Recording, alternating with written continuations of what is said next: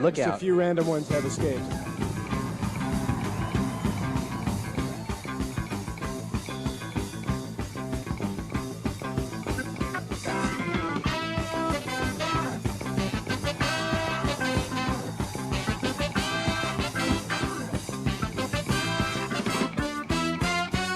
Good evening, ladies and gentlemen, and welcome to the Winterland Ballroom. Well, they tell us that this is the last concert and the last night of Winterland because, well, not because people don't want it, because construction regulations refuse to permit the building to stand any longer. So while we still can, let us let the blues ring out in this fine, fine concert hall. And welcome from Rock Island, Illinois, the blues band of Joliet, Jake, and Elwood Blues, the Blues Brothers.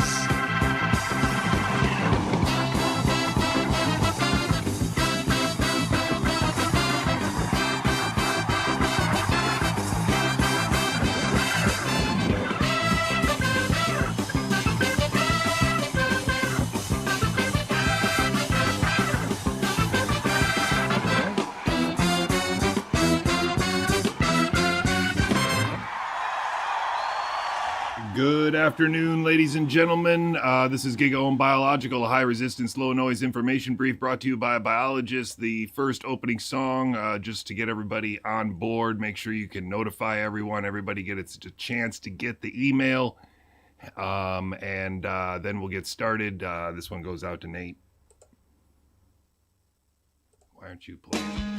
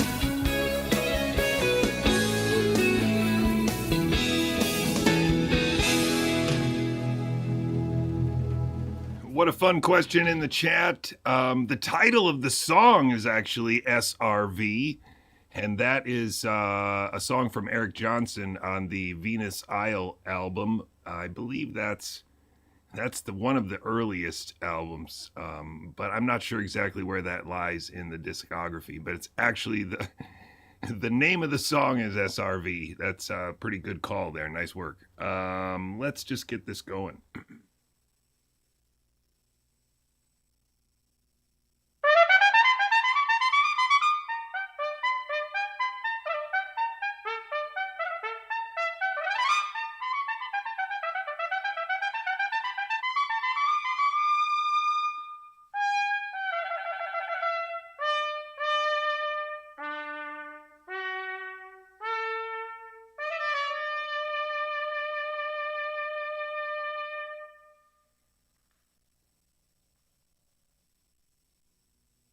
It took 6 weeks, and it was a couple of weeks into that 6 weeks, after about 2 weeks, that I started noticing things. Certainly not immediately. I think because I think that the study's actually totally false and made up, partly made. Good evening, good afternoon, good evening. If you're coming to us from Holland, I'm not sure if I believe that person in the chat there that they're actually who they say they are, but if they are, I'm going to try and hold it together here. Good to see you, sir. This is a recording from yesterday. One of the supposedly most listened to independent radio programs on Earth, according to himself.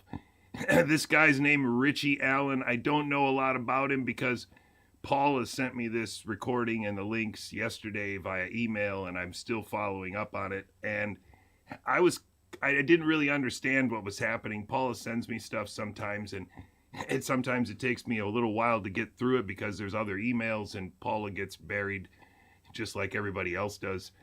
But this one, I wasn't getting very many emails lately because I'm not going live lately very often, once a week right now. This transition to a new set of messages is going to take a little while. One of the things that I'll try to explain in this show is why it's hard for me to start teaching the biology that I'm going to teach in August already, and even hint at it or try to just jam about it, because we risk giving away these ideas, and these ideas are very easily laundered in a less useful format. And that's the best way that I can say it without being too cryptic about what they've done to me for the last 6 years, is mine me for my ideas and then farm them out to all these people who say some of the words but don't really mean what they don't put them together in the right way, certainly don't know how to juggle them in a useful way so that people can come to understand them themselves. And so Paula, if I can just explain this, because I'm just daring to believe that somebody by the name of Hans is in the chat and actually listening. Paula Aitken is one of the mothers of the original autism paper that was produced by Wakefield et al. In the UK in, I believe, the year 2000, but I could be wrong. It could be before that. This is such a long timeline, and I don't have anything in the room to help me with it. I probably should have a timeline in the room so that I can start looking at it. That's actually a really great idea. But somewhere in the UK, this all started. The big show of anti-vax started in the UK and then moved to the United States. And Andrew Wakefield and Polly Tommy moved to the United States with this whole circus. And it was taken up by some American nonprofits, and it was, really, I think, seminal to making sure that the pandemic was executed without any meaningful resistance. And so they've actually also turned it into a very useful political movement, of course. But Paula is old school. Like, Paula is somebody who knew something was going wrong, not because she was on social media or reading the newspaper all the time, but because one of her kid is frickin' in the paper. And the people that produced that paper were very disingenuous with their interactions with her and their presentation of her son's case.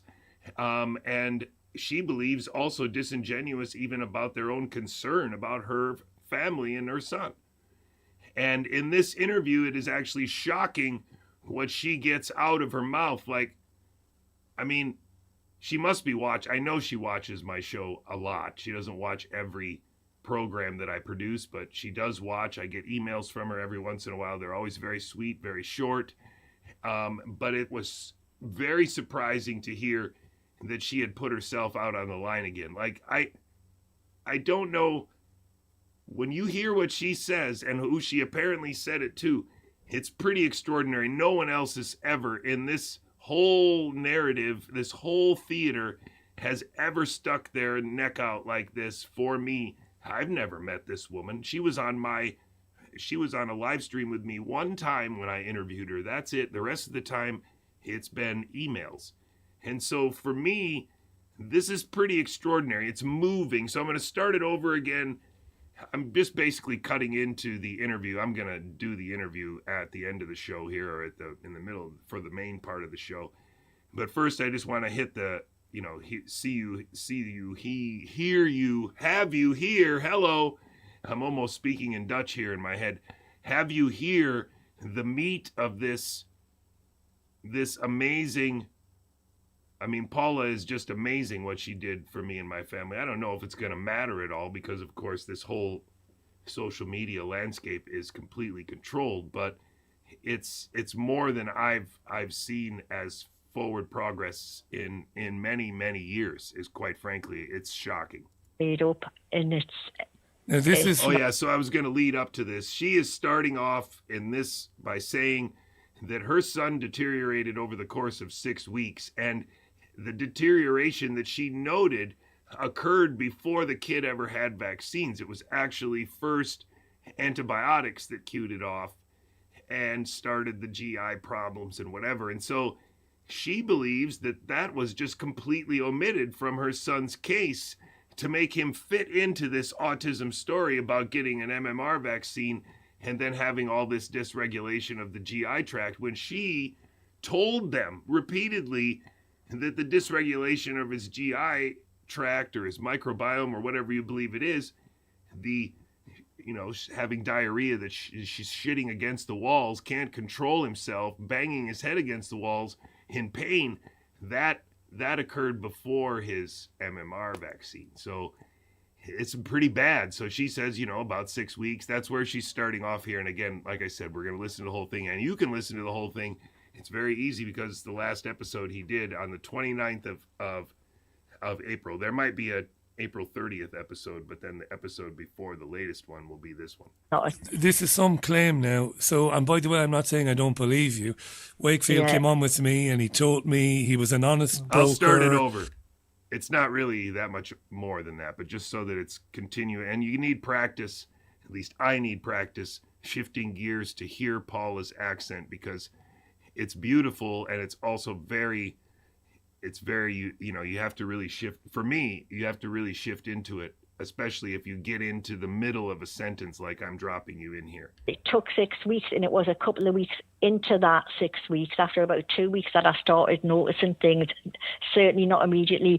I think because I think that the study's actually totally false and made up, partly made up, and it's...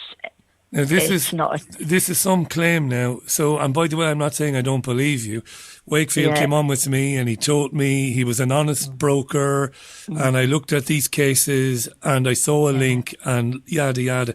And you're telling me now, I mean, this is bombshell stuff. You're the mum of child number 4. You think some of the 12 cases included in the study were actually fabricated. They never existed. Yeah. Why? Well, I'm not saying they didn't exist, but I do believe that some of these parents are part of the made-up controversy. Shall I go on a bit and then you can understand? Before you do, when you said you think that some of the parents might be part of the made-up controversy, what does that mean exactly? That the parents might be part of some wider conspiracy to... because it's... I don't know if the word is conspiracy, but it's like, I do believe that this study was probably done for experimental reasons, not necessarily MMR. And I think the MMR or controversy has been going now for about 30 years now, nearly 30 years, and there's still no answers to anything. And I think the reason they've kept it going is because they're hiding some underlying reason to why. Do you want to tell me? Do you want to tell me straight out, and then you can take all the time you want then building around it. When you said the study was about something else, can you be blunt about that? What do you think they were trying to do? Well, I never had any idea, but you do know I was interviewed by JJCouey in America about a year ago, and he's done a lot of work, a lot of research, and he actually worked for RFK as well. He was helping him because he's a biologist. He's a biologist, that's right. Yeah. Can I let our listeners in on that because they won't know? So about a year ago, Paula did an interview with a biologist, a real biologist. She just mentioned him there. And he has worked closely with RFK Jr., the current health secretary in America, and he's worked with his people. And he has a theory that the anti-vax movement, this biologist who is an acquaintance now of Paula who's on with me now, he believes that the whole movement is not really anti-vaccine, or it's some sort of fake anti-vaccine movement, doesn't he? Yeah. Because he's seen it with his own eyes, and he actually also worked with, is it CHD? I think it's called CHD. It's like a vaccine movement. And at first he believed in it all. It was when the COVID was going on. The same people that are behind Wakefield are behind COVID as well, according to JJCouey. That's the best anybody's ever done. Jonathan, who's going to talk about his latest kind of distillation of what the pandemic means to society, to biology, to science, and to democracy, and to the whole kind of idea of empiricism and integrity. And then each of us, this incredible preeminent panel that we have, each one of you is going to get a I just want you to understand the significance of that. Since Robert F. Kennedy Jr. gave me this introduction on his Defender podcast, where I was surrounded by Meryl Nass, Robert Malone, Tess Laurie, and Jessica Rose, as well as Robert F. Kennedy Jr., have I ever been introduced so nicely, so complimentary, so accurately as what Paula just did there. And she struggles with the biology. She knows, she's asked me lots of questions I've tried to answer, but it's tough stuff to just get your head around what is the Human Genome Project and how does it and how would it be completed. But she nails it, and nails it in a very beautiful way, and I can't wait to share it with you. But I think it's really important to put it into context here, because Paula is just evidence that our greater sort of message is important. Our greater message being, of course, that podcasters are not real people, and that we are being misled across the internet by a network of people that are scripted, and they don't have to really understand anything other than that they're very lucky to get paid to do something that almost no one is able to make a living on the internet doing, which is interviewing people. It doesn't matter what kind of beautiful set you build, or what kind of furniture you collect behind you, or what kind of backdrop you record from. The only way to make money on the internet through followers is to buy them, or to have them bought for you, or to have them programmed to select you. Because the bottom line is that if I'm not in anybody's YouTube feed, then nobody could ever view me. If I'm not in anybody's Twitter feed, then nobody can ever retweet or like or respond to me. If I'm not in anybody's Facebook feed, then nobody can share me with anyone. And so the very simple fact is that censorship is very important to how this is done. But the people who are allowed to complain about censorship are obviously not being censored. And in fact, many of the people who complain about being censored during the pandemic narrative control period those people are now, in retrospect, if you can look back well enough, you can see those as direct admissions that they are participating. They could not have been allowed to be censored on Twitter and then sue Twitter for damages and get damages awarded if it wasn't part of the script. And so Alex Berenson can be immediately dismissed as someone whose opinion doesn't matter and whose rise is obviously orchestrated. A podcaster, not a real person. And he obviously also would have a Substack. He would also have a podcast. He would also at least jump around on all these podcasts, plugging his Substack. And so he doesn't make very much progress over time. He's like a rung of the hamster wheel because he's still concerned about cannabis and its relation to psychosis in young people. Not that that's not important, but he was worried about that since before the pandemic and has clinged to that main flag as a reason why he was also, I think, censored for a little while on X and why he got to sue them, etc., etc., etc. They don't make any progress over time because they're always busy learning new things and then getting back to that one thing. And specifically, podcasters are a cast member on stage improvising with another cast member referred to as their guest, but both of them are podcasters. And so Alex Berenson has more often than not been referred to as the guest, but he's as much of a podcaster as Joe Rogan or anybody else because it's just a hamster wheel. And it's a hamster wheel made of people that make no intellectual progress. Their timelines reveal it, and specifically those people are responsible for maintaining this pandemic myth and all the mysteries that support it, all the mysteries that make it seem real, all the discoveries and all the realizations that we've come to over the last 6 years. Those were all orchestrated, written into the script, and the people on stage enacted a theater that made it very hard for you not to come to those working assumptions in 2026. That's what's so dangerous about using social media and about thinking that these podcasters are real people that are just trying to get the truth out, talking to people they like to talk to and having interesting conversations with them. But if it's a need-to-know basis script agreement where you agree to talk about certain things with certainty and not talk about other things at all, then you can get away with murder and lies and call it a pandemic. And that's what I think they did. And I think the most important thing for me is to find new ways to have enough energy to remind myself that this is still an injustice. An injustice in very recent American history that involves people I love and lots of people that you love.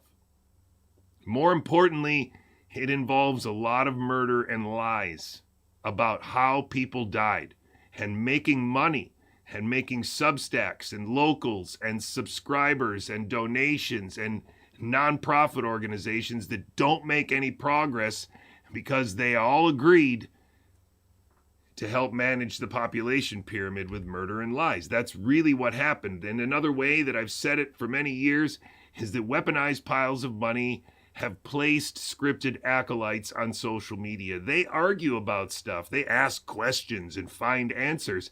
And if you participate in that theater, then you accept the working assumptions of that narrative by default.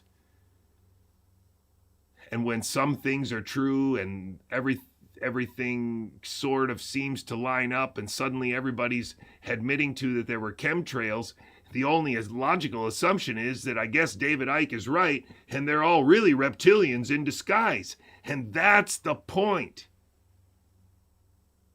is that there is an obvious theater going on, an obvious theater where people are not actually censored because they're not allowed to go to other countries anymore. They're allowed to sell millions of copies of books that apparently have the truth in it. And those companies that are owned by the bad guys or the Rothschilds are printing those books and selling them and allowed to be shipped on Amazon overnight. Come on, ladies and gentlemen. That's impossible.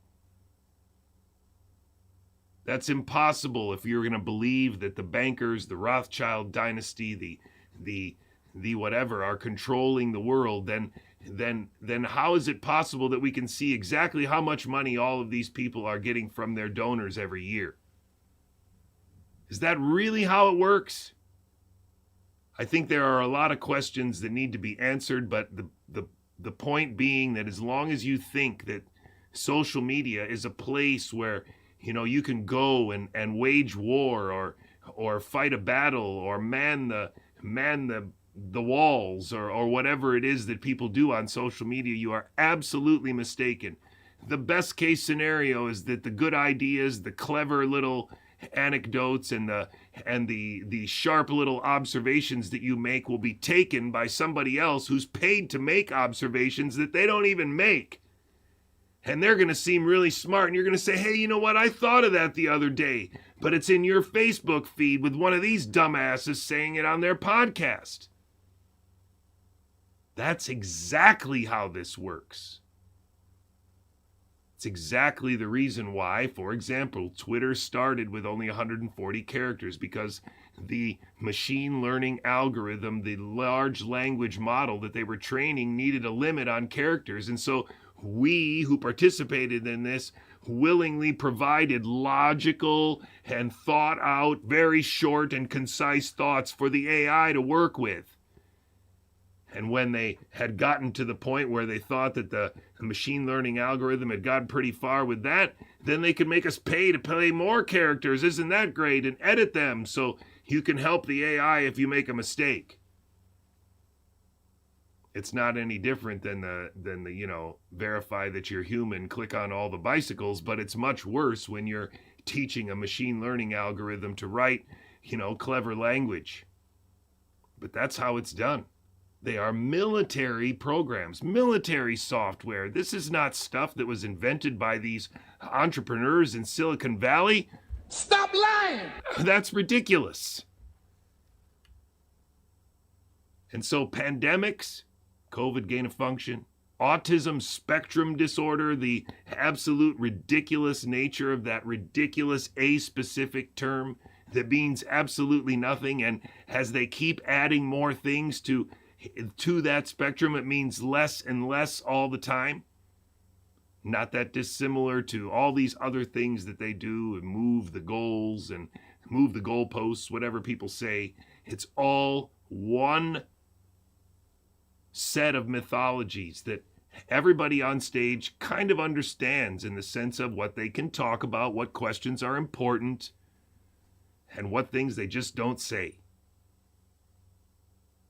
And one of the things, that nobody says is, if nukes are really, really, really, really hard to make, and also really, really, really, really, really dangerous to make, I'm not even going to go so far as to say that what if nuclear weapons are an exaggeration, in the sense of either scaling them up is preposterous in the sense of how much damage would be done, and nobody wants a bomb that blows up your enemy but also destroys the real estate and pollutes the environment for the next 150 years. So they're not feasible.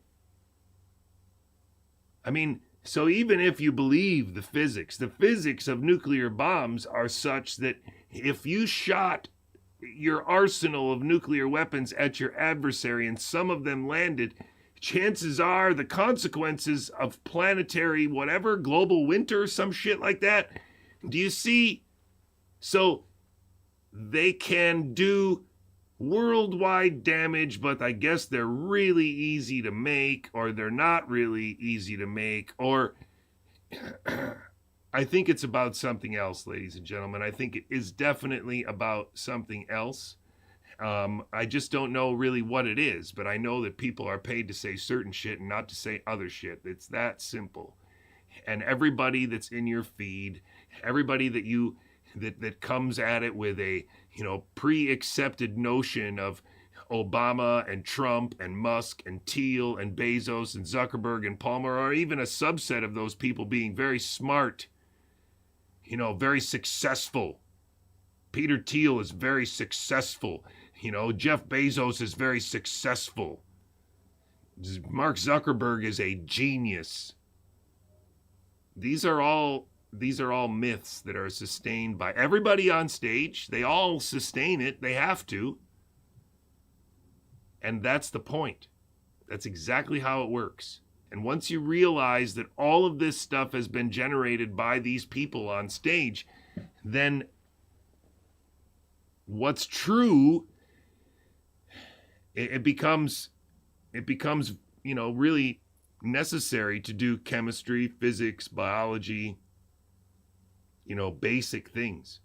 And it becomes very important to archive what everybody said and what everybody was doing, because scripted actors, generally speaking, don't hold a unblemished record of integrity and can't really show you a growth in what they understand and know, and they certainly don't show an evolution in their main message. And I don't know how to explain it any better than that, but you've got to just completely get off of social media. We've got to be able to start a revolution of sorts where people just don't engage with it anymore. And suddenly all of these people will become irrelevant. They're irrelevant to you, but more importantly, maybe irrelevant to everyone. I don't really know the way forward other than extreme blocking on social media, extreme discipline with who you follow and how many times you tell the algorithm you don't want to see things. That can be very tedious. And so in the end, I really think we have to figure out alternatives. If Vimeo is a better alternative, if, I want to maintain a presence everywhere, because I don't think that it behooves us at this time to just disappear. I think it behooves us to maintain some kind of ladder into social media that people can still climb out of and see the reasons why you might want to climb out of it.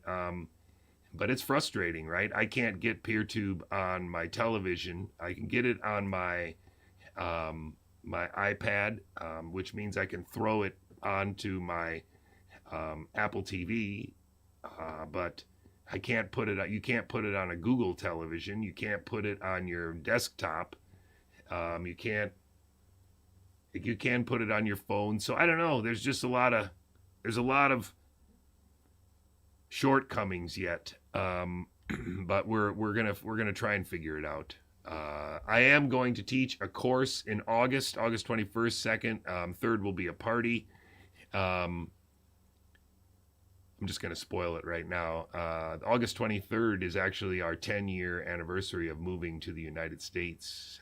So it's all pretty cool little weekend. 2 days of me teaching biology, some biology like molecular biology, some evolutionary biology, some alternative ideas about those things, and try to bring everybody up to speed about what high school 101 didn't really teach you. High school 101 is really evolution because DNA, and DNA to RNA to protein, and that oversimplification has been a central part, played a central role in our in where we are right now, in the pandemic being able to be executed so flawlessly, but also to have so many people help with the execution of the pandemic, not understanding the fundamental flaws of the biology upon which it's based. And so this is going to be a fun course, because I think 250 years of American biology is a doable thing, and it's been very exciting for me to work on this as a topic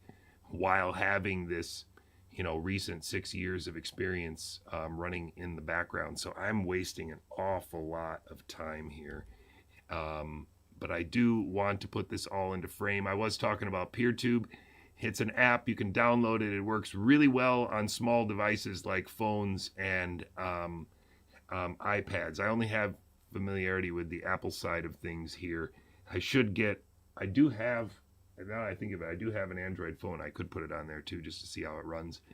It's not very complicated. The trick is to get to the point where you put stream.gigaohm.bio into the app as a URL, and then when you do that, it'll just be there, and then you can You can always see my stuff without any ads, and it's real easy. This is my resume on X, on Twitter. I don't think anybody else can really claim to have identified many of the people involved in the pandemic illusion on social media as I have, specifically by interacting with them on that platform and having them block me. Some of them blocked me before I interacted with them on that platform, which is also kind of funny. Anyway, I think this is a very important quote, because this man is also responsible for the idea of technology, social media, being a wonderful replacement and escape from politics.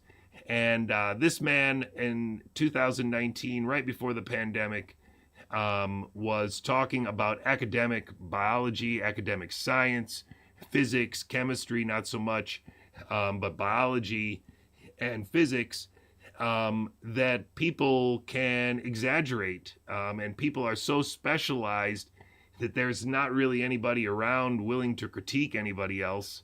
And so that creates the potential for people to exaggerate and to lie. And so he starts out with the baseline of extreme skepticism. And I think, that's really what is required to see how important it is for us to teach our children a new biology 101. People to lie and to exaggerate, and then one should be, a little bit suspicious, and that's sort of my starting bias. Specialization should make you suspicious. It should, because if it's gotten harder to evaluate what's going on, then it's presumably gotten easier for people to lie and to exaggerate, and then one should be, a little bit suspicious, and that's sort of my starting bias. Specialization. And so that's really what I think is most important and most aptly described here on this slide already a few years ago by me.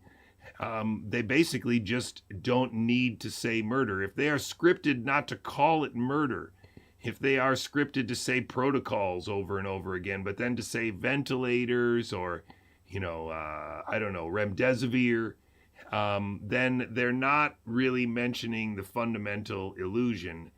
I think one of the important things to understand about the COVID illusion is that the acute respiratory distress syndrome, the ARDS up there, is the original description of the syndrome of SARS. And that is a virus that came out in 2002 and supposedly went around the world from Hong Kong to China, or Hong Kong to Canada, and infected like 10,000 people, whatever. And ARDS was first introduced to the world during that drama. And ARDS is a common sort of, it is a condition, It is a condition that develops in the hospital in a wide variety of situations as well, often in the ICU. And so acute respiratory distress syndrome is known to be caused by the overuse of pure oxygen. Known. It's been shown in animal studies, and there are textbooks on emergency medicine and on ICU medicine which have whole chapters about the careful use of oxygen because it is essentially toxic at high concentrations. And so they don't tell you that the ventilator shortage that Elon Musk was scripted to say that he was going to transform his car factory into a ventilator factory to meet this shortage. The shortage of ventilators was met in New York City by a boat that had an oxygen plant on it. And so when they had a ventilator shortage in New York City and in these nursing homes, they gave these people oxygen, which of course for many led to ARDS, which can lead to pneumonia. And they never treated the pneumonia as being in need of an antibiotic because of course it was viral. And they had virologists on the news and on the internet saying that there was a viral pneumonia, and specifically that antibiotics are not appropriate for a viral pneumonia. Now that's pretty remarkable, because all of the doctors on the good guys and all the doctors on the bad guys, all the good guys of MAHA, all the good guys of NIH, they all get that part of the story wrong. Nobody has managed to say, hey, wait a minute, pure oxygen wasn't a good idea. How many times did we do that? Because there's a YouTube video that everybody watched with some guy by the name of Kyle Seidel out of New York City, and he says he was administering pure oxygen at 60 liters a minute. Stop lying! I ain't lying. That's real. And so that is murder. And as long as people like PEERTUBE never point that out and just say that I also ran into the fire at New York City and I saw things I've never seen before, then all of these things can be covered up. If George Floyd died of an opioid or drug overdose, we'll never know because PEERTUBE is the one who provided a medical affidavit to testify that it wasn't an overdose. And if none of these people will ever be scripted to say anything like, can we count exactly how many people died of opioids in the last 5 years or 6 years? And can we put an age on them? Because if they were younger than, say, 60, then it might contribute significantly to a reduction in life expectancy seen during COVID that everybody says was due to COVID. But, only if it's, a few 100,000. If it's not a few 100,000, then of course I'm talking about nothing. Oh, it turns out it's like 750,000. Whoa, hey. And it turns out that a lot of them are below 40. Oh, that's a little. And that's where we are.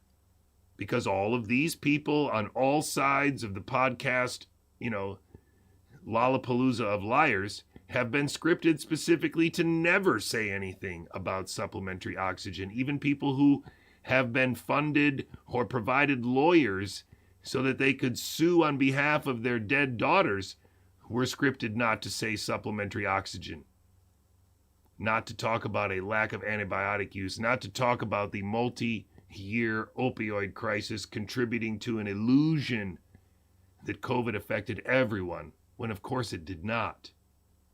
It affected nobody. What affected people was this murder, this management of the population pyramid, this illusion of consensus about something circulating that could be tested for, and then the illusion of consensus that the test might not work if you overcycle them.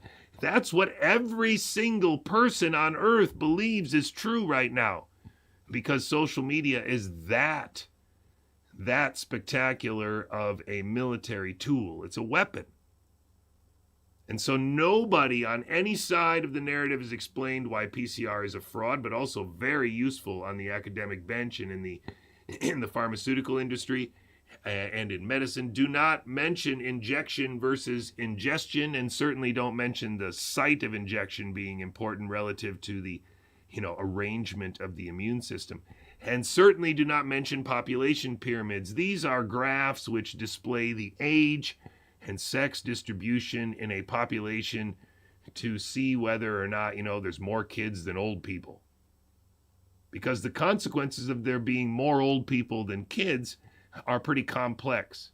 And if you can see a rise in the number of old people coming because, population pyramids can show you those little bumps, then you can plan ahead for when there's going to be extra beds needed at old folks' homes, or maybe extra money for Social Security.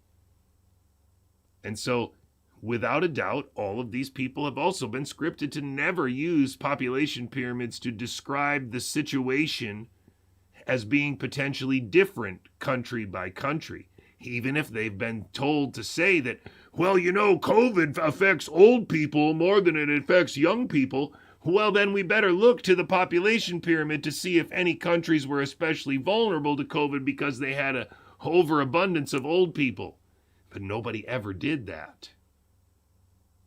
No one's still doing it. Even life insurance experts that have been COVID whistleblowers haven't used a population pyramid. And so that's how they don't say murder. It's scripted to say certain shit, certainly, and then other shit, not at all.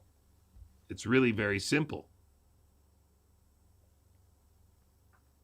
And so I've showed you the other day that Steve Kirsch is one of these people that was a former DNC donor, and then at the start of the pandemic was one of these crazily scripted frauds that worked with Brett Weinstein and Robert Malone. And I showed you his origin story is very ridiculous.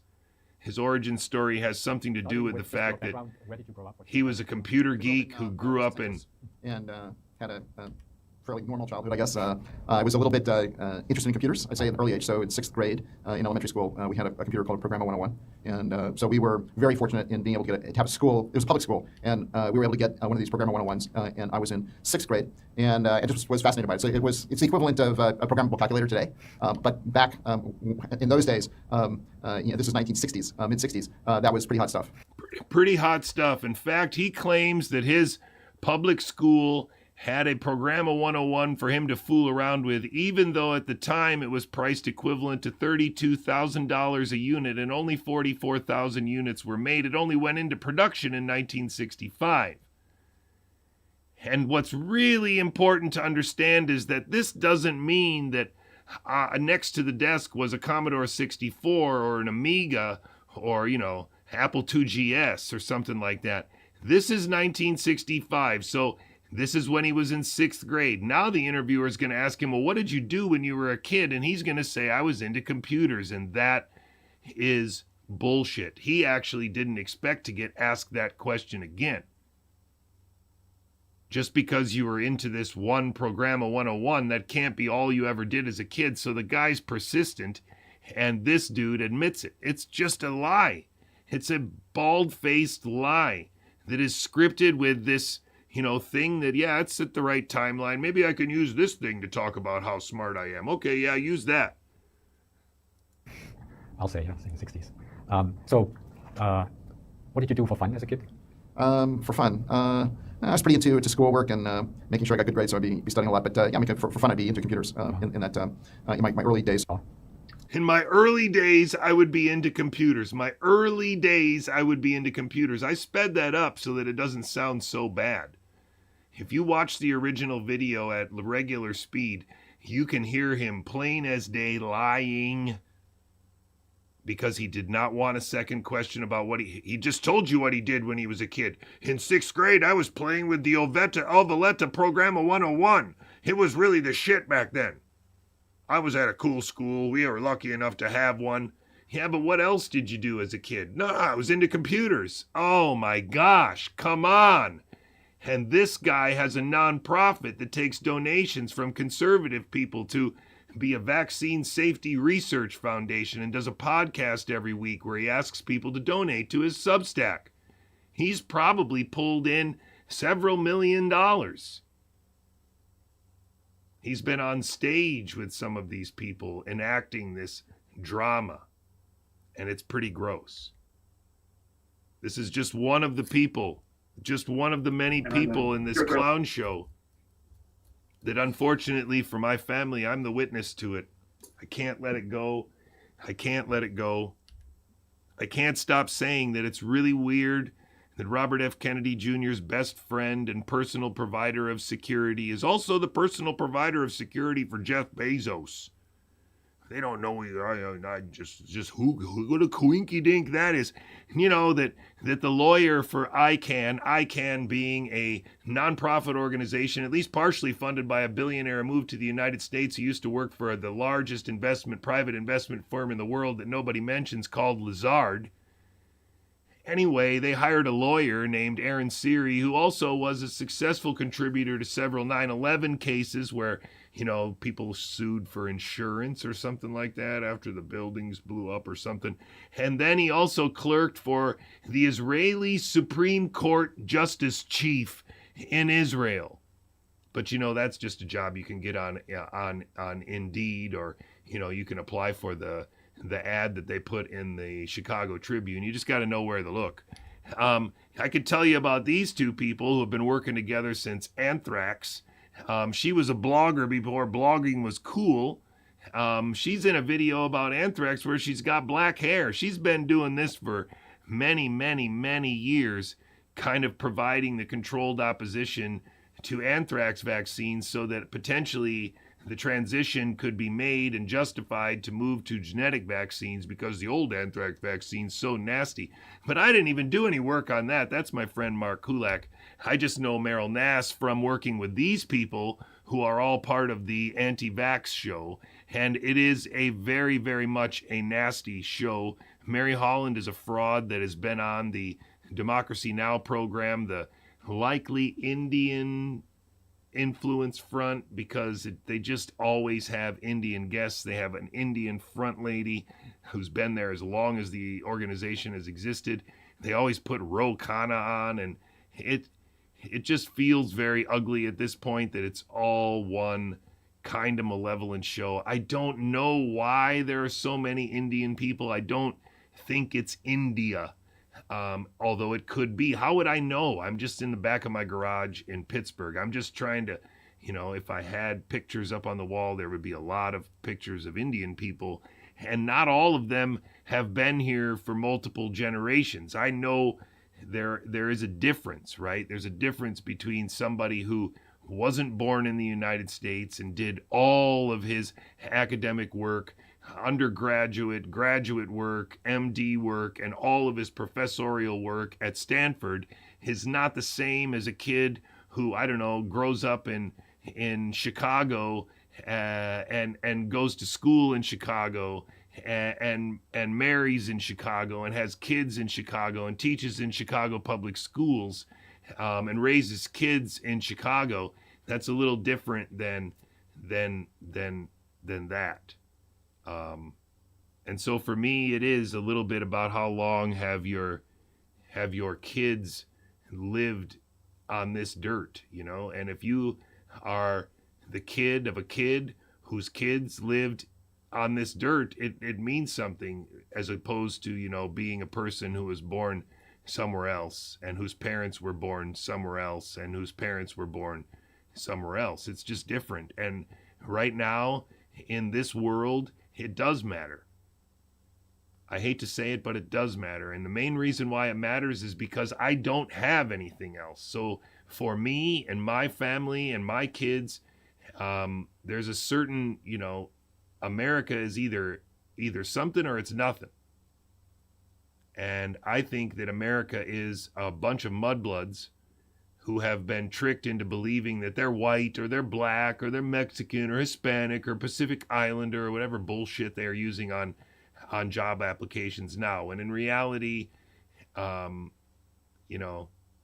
of us are a descendant of thousands of generations of people. And in there, I am quite certain that most of us will have a wide variety of backgrounds, a wide variety of mixing. But the United States has some of the most mud-blooded people there are. It's really like the Netherlands has a lot of mud-blooded people there, because so many people for so many years have been moving to the Netherlands, doing business in the Netherlands. And so talk about a beautiful genealogy that it's present in the Netherlands. My goodness, some of the most beautiful people in the world are there because of the rich nature of their heterogeneic backgrounds, all blending together through one history of, 400, 500 years of pretty high culture, and also struggle against the environment and nature. And so I just think that America, in some ways or another, has been mystified into believing that the last 200 years are actually the most important because we've made so much progress, but we haven't made as much progress as we've been led to believe.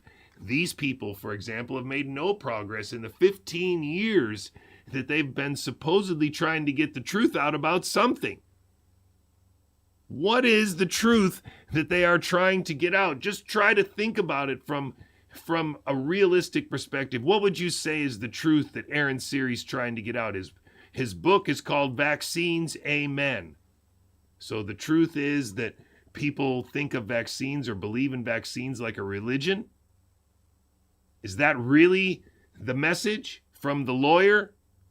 What is Del Bigtree? What is his message? Is it different from that? What about Mary Holland, who has a kid, or the former Department of Energy employee that for many, many years was transforming plants to make medicines? who also apparently has a child with, doesn't like the word autism, doesn't use the word autism because his son was neurologically damaged. Started using the word autism in around 2015 after he met Brandy Vaughn, and I guess tried to start changing her mind and controlling how, standing in front of her until she started teaching injection versus ingestion. And then I guess at the beginning of the pandemic, they just had to remove her from stage, so she got kirked. And these people are still doing great. Their lives are not in danger at all because, of course, they're just questioning mandates and not making any progress, making sure that all useful donations go to them or their film company so that, these two people from the UK own property in both places. I mean, that's pretty, you're not doing too bad, if you're censored and you lost everything, but, you have a ranch in Texas and you also got some property in the UK and you're married to a supermodel. You were on billboards 20 years ago and now you're in movies. It's not all bad. She was in the newspaper saying that her kid was cured because he took Secretin injections, and I guess she's still a outspoken critic of something, or I don't know what. These two geneticists that are, so prominent, both so prominent in the COVID narrative control movement. This one, the head of HEART, which is a UK-based organization that I guess is, kind of speaking out against COVID and masking or the lockdowns or something like that. She was completely on board with PCR, sold it as the overcycling problem, just like he did. And these two were both involved in collecting genomes before the pandemic. It's so shocking. The 100,000 Genomes Project, you can look up Claire Craig. She was one of the clinical pathologists associated with that. So an interesting transition from lead researcher to, I guess, lead investigator or lead skeptic. This guy went from autism conferences and CBD conferences and pot genome conferences right into seamlessly podcasting about PCR and the virus and the fact that the genomes of the virus are real, but there's a lot of noise there. Maybe they're actually older than 2020. Yeah, right. And all of these people, at least these are the ones I can confirm know who I am because I've shaken their hand or they've done a whole show about me. Maybe I was even on stage with them. They've written me emails, sent me texts, left recordings, the whole 9 yards. So pretty remarkable. They are all part of a bigger show. There are no ethics. There are no ethical boundaries to what they will do. It is all about the utilitarian means justify the ends. It's a part of a bigger show. Of course, I've got these people kind of all mixed up in here, and there's a lot of people that are missing. But a lot of these people also know who I am. It's pretty actually remarkable. I think you can learn a lot from the smallest people because you can see signals that, of course, most people will have missed. But remember, these are all lining up. We have signals that go all the way back to Paula Aitken in the original Lancet paper, who says suspected for a very, very long time that these people are full of shit because her son Colin does not fit the actual paper's claims. She's never been able to track these people down to talk to them. They all evade her and they all, pretended to care, but they asked specific things. It's always about what she did to save her son's gut. And then they pretend like they care, but they don't.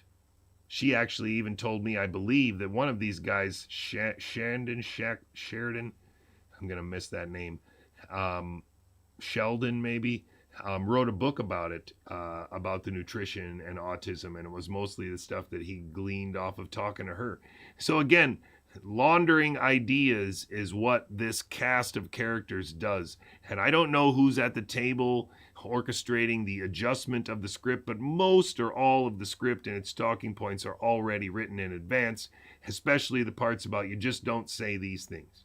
If you don't say these things, or if you respond to any of these potential topics with completely ignoring them, you will be excellent at this. And so Jessica Hockett is an interesting one to think about. She's a cast member that I think checks all of the boxes. She has a Substack expertise focused on one aspect of the much larger event. Specifically, she has done like 4 years or 3 years, maybe it's only 3 years, of Substacking about the New York City event. And I relentlessly reminded people that this is a fraud woman, and played a couple of the voicemail messages of hers to the point where it really seems as though she canceled her X account and closed her Substack because there's no place for her to go. If she keeps doing what she was doing, which was promoting Claire Craig with a header and Pierre Corey with a header and retweeting and reposting articles with Jonathan Engler and Nick Hudson over and over and over again, then everything that I say about her remains true, that she's coordinating with these international actors, pretending to be somebody whistleblowing about New York City or Chicago or something like that, but not making any real progress, and more importantly, had played a crucial role in messing with me right before the election and right before the book was published. No progress in understanding the scripted ideas made for years, because as she said in her voicemail, she focuses on what she knows best, spending hours calling and texting me to glean information, coordinating her activity directly with scripted Americans like Pierre, Floyd 19 Corey, and Senator Ron Johnson to deceive me and my family. That included presenting to Senator Ron Johnson's staff members, which was a complete farce. And then she has, of course, extensively cooperated with foreign actors. Pandata co-founders Jonathan Engler also founded Heart with Claire Craig, who I mentioned on the previous slide, and Nick Hudson, who spent years on X laundering, sorry for the word, retarded versions of my ideas as their own, including other books, another book available on Amazon. So Nick Hudson even once had his friend Germ Warfare interview me, and then Germ Warfare did not release the podcast for like 3 weeks. And in that podcast was the first time when I said, instead of saying that an intramuscular injection of a combination of substances with the intent of augmenting the immune system is dumb, I said that it might even be simple enough to say that intramuscular injection is dumb. That's it. And what's hilarious is that within a day of that podcast being recorded, Nick Hudson tweeted that and then deleted it because I found it and said that him and Germ Warfare were wine buddies and that this was bullshit. And so then he deleted it, of course. And then he blocked me and went on to do all the things that he's still doing. It's just sad. Maybe he didn't block me. It's possible that Nick Hudson has not blocked me. So I don't want to say that he did. I don't think he's on my resume. Anyway, she's interesting because she decided to start another YouTube channel just about 2 months ago. It only has 9 subscribers. It's only got 19 videos. She's promoting her Substack interaction and response videos from Pierre Corey. She's promoting Pandata and Nick Hudson and Russell Brand. She's reporting herself talking to the German Corona Committee. There's Wolfgang Wodach, who I think is probably a good guy. I would hope that he's a good guy, but the fact of the matter is, I don't know what to say. Anyway, here she is with Jonathan Engler and also IPAC, which is, of course, James Lyons Weiler, one of the greatest of the great frauds in the American anti-vax movement, responsible for one of the shittiest books on my bookshelf, which won't come out right now. Dang it. That's this one, The Environmental and Genetic Causes of Autism. One of the worst scripted frauds that I can name right now, and a longtime collaborator of Robert F. Kennedy Jr. and Mary Holland and Susan Humphreys and all of these fraudulent anti-vaxxers that were already doing this shtick before the pandemic at all of these, Cal Jam and this kind of stuff, where also people like Tony Bark and Brandy Vaughn would have been more legitimately trying to accomplish something. So what I find most remarkable here is that I just mentioned Suzanne Humphries. Remember, Suzanne Humphries is the one who has the Dissolving Illusions book. I'm not going to get that one up here. A very thick book that basically says nothing. And more importantly, if it says what she says it says, then she hasn't made any progress in very, very many years. And while Brandy Vaughn is dead in 2020 and then everybody forgot who she was, Suzanne Humphries, got on Joe Rogan and was 2 hours and 20 minutes of saying nothing but cinnamon is vitamin C or something like that. It was remarkable. And the video interactions that we have with Brandy Vaughn and these people, in my mind, really reveals a bunch of staged actors that are in some ways maybe controlling the damage that this woman was doing with her activism. And in fact, you can see right back here, this woman that backs into the view, right here where my finger is, that's also, I believe, Christina Parks, somebody who has been long time behind the scenes of CHD and often on stage with them, another scripted actor involved in this show. And so remember, they've got to overwhelm the stage, overwhelm the scene with people so that, Brandy Vaughn didn't get a book out, but she got a book out. And so everybody's ahead. And so then people that are legitimate, I don't want to very humbly submit like myself, are constantly behind the scripted actors because the scripted actors, for some reason or another, already know that ACE2 interacts with Brady Kinen and that the ACE2 receptor also has a free-floating version of, whatever, and the spike protein mimics it. And so that's the kind of thing that James Lyons Weiler of IPAC could have never known in January of 2020, but he knew, and he also called it COVID, like Robert Malone called it COVID. And so, again, I can't stress enough, the anti-vax movement in America, as Paula Aitken so eloquently said, has always been a national security operation. It very well might be completely contiguous with the Human Genome Project and COVID-19. I think that is the best way to see it. If you look at Jessica Hockett's new YouTube channel, the one thing that struck me the most is that 2 conversations with the co-author of Suzanne Humphries, Norman Pianzik, are also the videos that she's decided to post it, and they're on YouTube. YouTube's not censoring them. Nobody's watching them. So you could argue that maybe even Jessica Hockett is not doing this. Maybe Jessica Hockett surrendered the rights to control her image and her social media presence and all of these recordings a long time ago. And this is, the administration office doing what they do, keeping her looking busy. Because if she stops doing what she was doing, then she admits that she's a fraud. And remember, that fraud was really, really, really friendly with me for like a year. And then it suddenly stopped and blocked. And she even threatened to call the cops on Mark, as far as I understand, in a phone call. So the fake health freedom movement is a trap that naive people can fall in line and be on stage for a little while and even get applause or an award. But you could even get a book as long as you accept your role on stage and don't overstep those boundaries. And so that's what I found too often with too many of these people. I find it amazing that Scott, our amazing Grace, is still participating in this nonsense by promoting people who are directly tied to Robert Malone and Steve Kirsch and the international COVID summits, like this Canadian guy named Jason Christoff. But more importantly, what's really sad is that he repeats a lot of these things that kind of discredit a real sort of resistance in America. And I'm going to be very, very blunt here. A real resistance in America is not going to have cartoons of Jesus next to cartoons of a dead Down syndrome girl.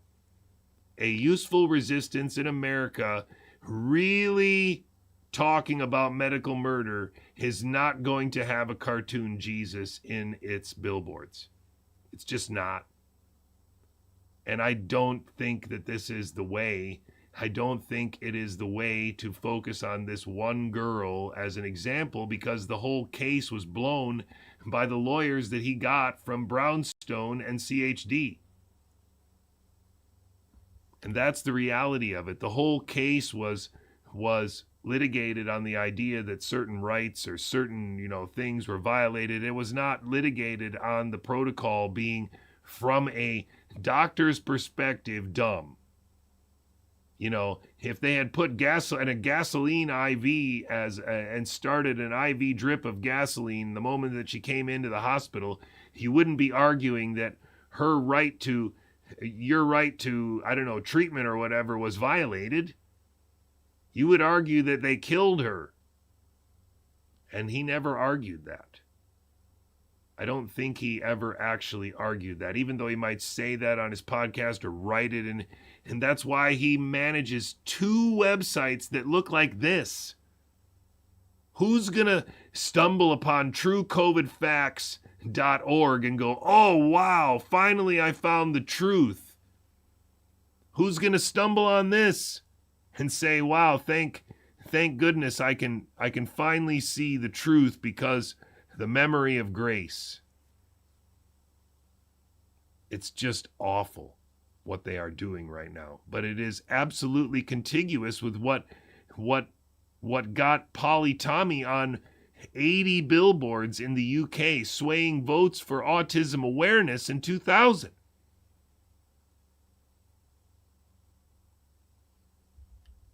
It's the same thing, and social media allows them to do it even better. Like Substack allows them to pretend that somebody like William Mackus is trying really hard to solve the problem of cancer, and some of these people like Kevin McKernan just don't take him seriously. And also Jessica Rose is also stabbing a knife in his back in this anonymous account, JJCouey, he's especially annoying. And this is all one show, and only the people on stage have problems with people on stage. And while I was on stage, while I was being groomed to stay on stage as a lab leak expert, these people were interacting with me. But when it was time to kick me off stage, Kevin McKernan called me chemtrail retarded and wrote a whole Substack about it. After having been in a live stream with me and talked about all the ideas that were chemtrail retarded and had no comeback. Brought multiple papers, and I had multiple answers. And so the next thing he did was block me and write a Substack about how retarded I was. And make fun of the idea of Scooby-Doo. Not realizing, of course, that was going to backfire, because the whole point of the Scooby-Doo is him. He's one of the orchestrators of the Scooby-Doo, this mystery-solving exercise. And they even have Substacks in Australia that make diagrams like mine, but then claim that it's all about the wellness company or some rich guy in Canada who also has timber and stuff. So it has nothing to do with national borders, nothing to do with national governments, nothing to do with control of resources, nothing to do with control of data, collection of data. It has to do with, I guess, making money on supplements. I mean, you can call this imitation is flattery, I guess, but nobody does it better than we do. This picture is just spectacular, and it's not even that good. It needs to be altered, but it's a lot of work to alter that picture. The health freedom movement was a trap, and a lot of people fell into it. And I've shown you this before.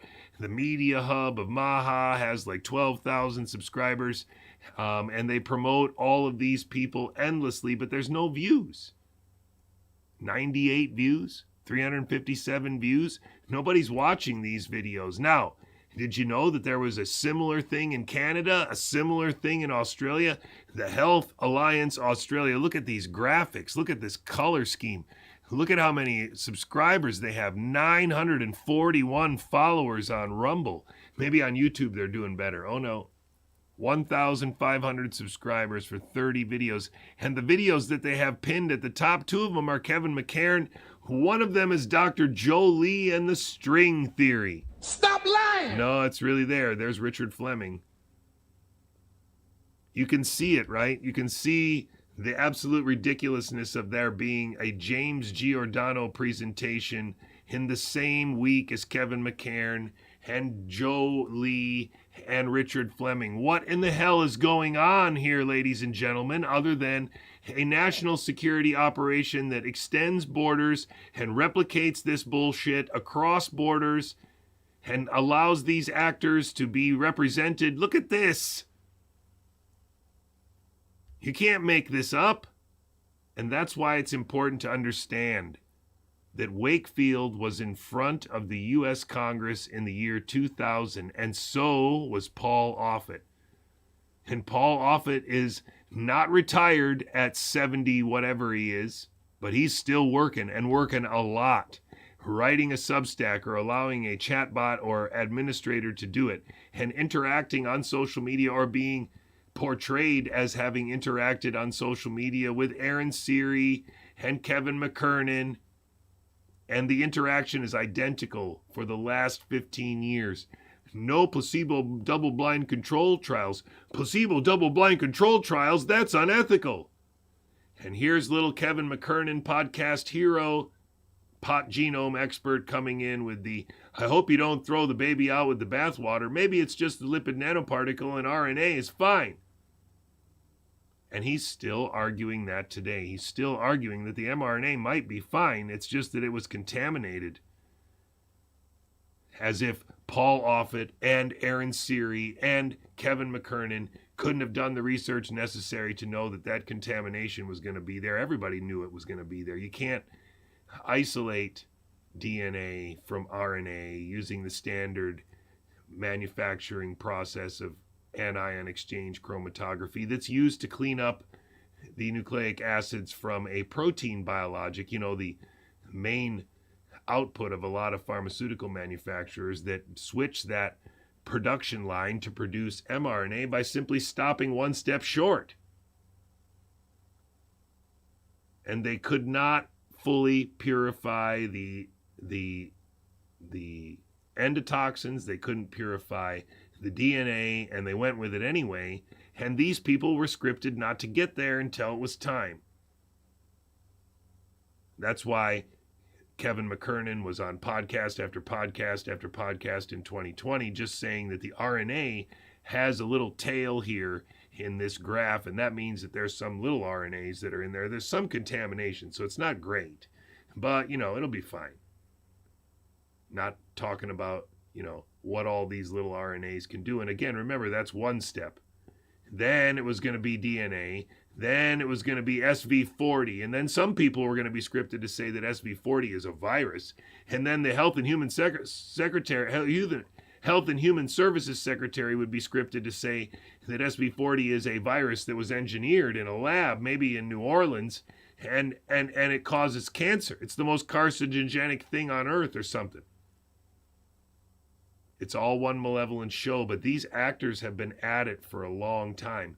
It's the ones that they added during the pandemic that are the vulnerabilities. Paul Offit's not a vulnerability because for some reason or another, no one's ever going to point out that, you know, you haven't made a lot of progress against RFK in a long time.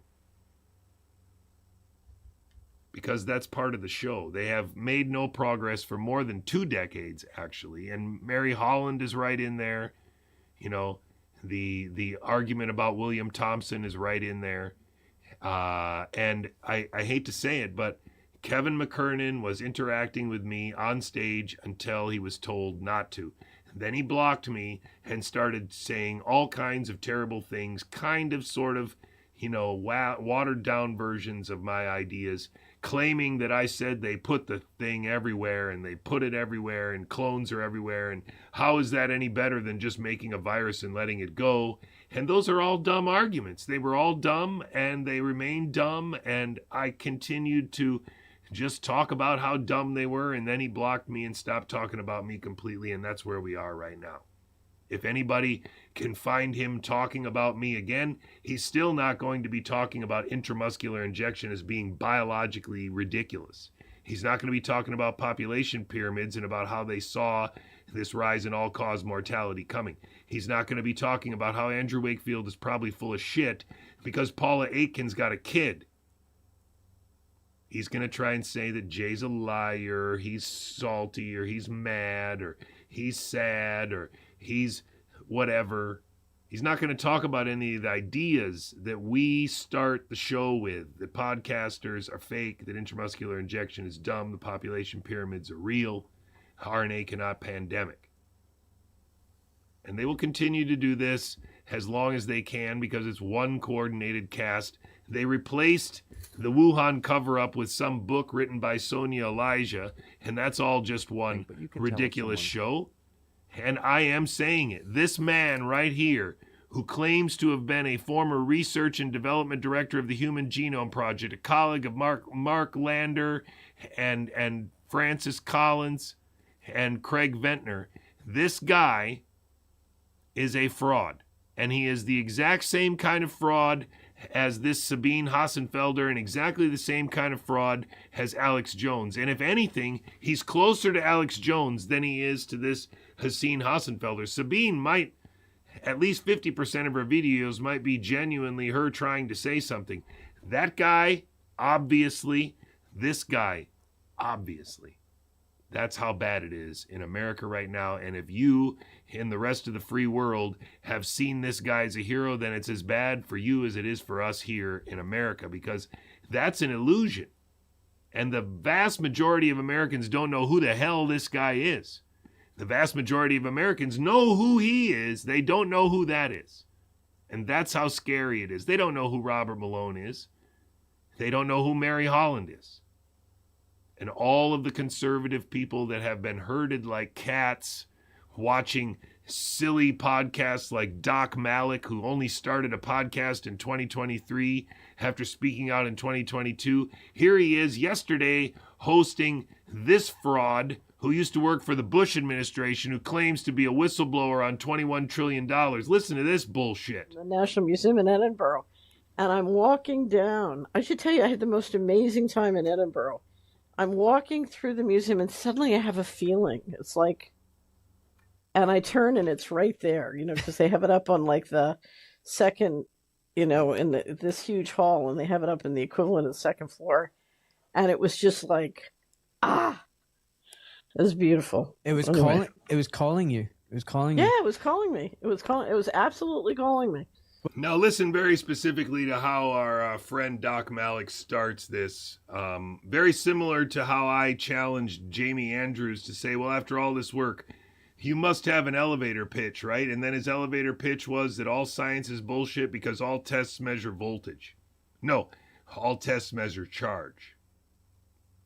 That's exactly word for word what he said was his elevator pitch, that he thought was the best way that he, from his chateau in France, could save the world. Now we're going to have a very similar question posed to the eminent Solari Report primary author and editor, Catherine Austin Fitz. Well, our mutual friend Michael Yon keeps reminding me about the Scottish. That's Big Honey. Big Honey supposedly took Chris Martenson and Brett Weinstein down to Panama to see the influx of Chinese people that was on some kind of invasion to the United States. And I think that was in 2024, although I could be wrong. It might have been in 2023. I think it's 2024. And that's funny because Chris Martenson and Brett Weinstein were in the Signal chat in 2020 with me that Piper Stover put me in, where I taught them all about how it was a transfection, and transfection would be an immune disaster. And then they went on to teach nobody or tell nobody about what I told them, and eventually threw me out of that Signal chat, which is pretty funny. Anyway, here we are many, many years later. This person has been promoted so many times by CHD. She is a intimate player here. She spent a lot of time in the Netherlands in the past few months associated with this fake case against Bill Gates. I am quite certain that she's a bad guy. Company that went to the Darien Gap and got bankrupt, and then that's where he took Brett Weinstein and Chris Martenson, the Darien Gap. I absolutely believe the Brits for 1,000 years have been trying to conquer Scotland, and they got them with financial fraud. I think that was a plan to finally. G. Edward Griffin says that the English have been trying to sabotage America ever since we broke away, and that many of the people that functioned in America after we broke away were actually still loyal to the crown. An interesting idea that, transposes nicely to that observation that she just made. Pull them in, and it worked. It worked, and that's why you can't. How a civilization manages its capital is so important. I'm looking at the screen instead of looking at the teleprompter. I have to look at you. So I'm looking at the screen instead of at the teleprompter. Why would somebody like her talking to somebody like him have a teleprompter unless there's not somebody offline, somebody monitoring, somebody scripting her, somebody cutting and pasting things that she needs to know or talking points that she needs to hit? I'm looking at the screen and not the teleprompter. There's no way in hell, ladies and gentlemen, that I would ever call that thing a teleprompter. There's no way I'll ever call that a teleprompter, not by accident, and there's no way possible. So what just happened there is that she called a teleprompter. And why would you have a teleprompter in an interview with this guy? Anyway, but it's, that is one of the most tragic stories because, they gave back with financial fraud what they gained, what Braveheart got for them, right? Yeah, exactly. Yeah, exactly. But listen, Catherine, I just want to say thank you for doing this. You're such a force of nature. It's unbelievable. Like, you are bristling with energy. And I mean, I was thinking and doing my research, thinking, where do I go? What do I talk about? And you know what? I've just given up because there's so many different things you could talk about, from missing 21 trillion to Rothschild's takeover Iran. I just want you to talk about what you want to get. Rothschild's takeover Iran. That was a good one. Get out there. What's the most important message right now? So I want to talk about the 10 mistakes that are going to wreck your finances. I love it. Okay. So I don't know. I've probably done them all. So yeah. No. I was just working on a presentation for 6 o'clock, so I'm deep in it. But let's just talk about the mistakes people make that wreck their finances. And but first, I need to tell you, my dad was a doctor. He was a surgeon. What in the hell so she does also say that there's $21 trillion missing from the U.S. government, which would kind of dwarf the 10 mistakes that people make with their money in some ways, right? If you don't make all those 10 mistakes, but there's $21 trillion missing from the U.S. government waiting to deflate the value, would be right, inflate the dollar. Like, oh my gosh, what in the hell are we talking about here? She is being very punchy, very, very punchy.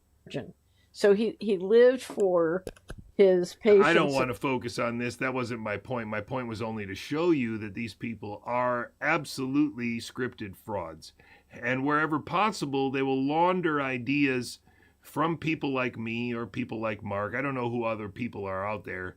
Right now, I think a lot of them pay a lot of attention to me because I am so dead on balls accurate with what these people are. As you heard in the beginning of the show, Paula Aitken nailed it very, very well. She cited me as JJCouey, having worked for Robert F. Kennedy Jr. and CHD, Children's Health Defense, where she now works.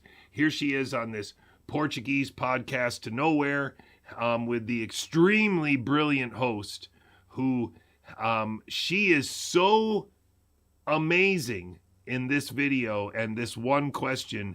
And I know that this woman is pissed. I don't think that she really shows how angry she was while this woman was talking, but this one is fantastic. Please enjoy. There's liability protection, they're coerced, they're mandatory to attend school. Vaccines have been put in this really amazing category for way too long. And I hope that this lawsuit helps to dispel some of that mythology. The hard fact truths are The American Academy of Pediatrics, just like the Tobacco Research Institute, is a front organization for industry. This is a pharmaceutical front organization, and their clients are not your children. Their clients are pharmaceutical behemoths. And it's not that ridiculous to think that Children's Health Defense could be a similar front organization. I don't believe that their books are open in such a way that you can verify whether or not they don't take donations from pharmaceutical companies. More importantly, though, this person has made no progress since she was on Democracy Now! In 2015 opposite Paul Offit and Rand Paul, who are still opposite her today, 11 or 12 years later. That's because these people are there not to make any progress. They're there, as she and Brian Hooker explained to me, there to maintain a big top tent of health freedom. They're not there to win any particular fights. They are there to maintain a big top tent of health freedom. And so none of these people are real in what they say or what they're doing. And one of the most shameful people in this is Brian Hooker, because he really is somebody who at one point in time was saying the truth, was fighting and speaking out, but he chose to go co-opted. And I don't even know if I can blame him. If his son really is as tragically afflicted as he is, and still, a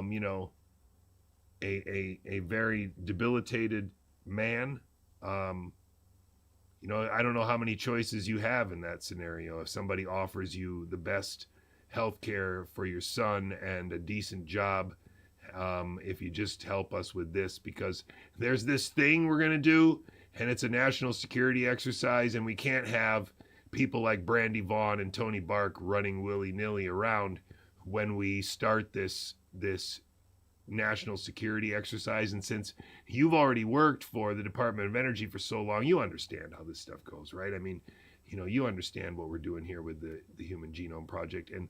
And Paula Aitken doesn't understand what we're doing with the Human Genome Project, but I guarantee you that Mary Holland, who spent 3 years in Russia, Mary Holland, whose brother or I don't know, I think brother works at the CDC, just like, what's his name?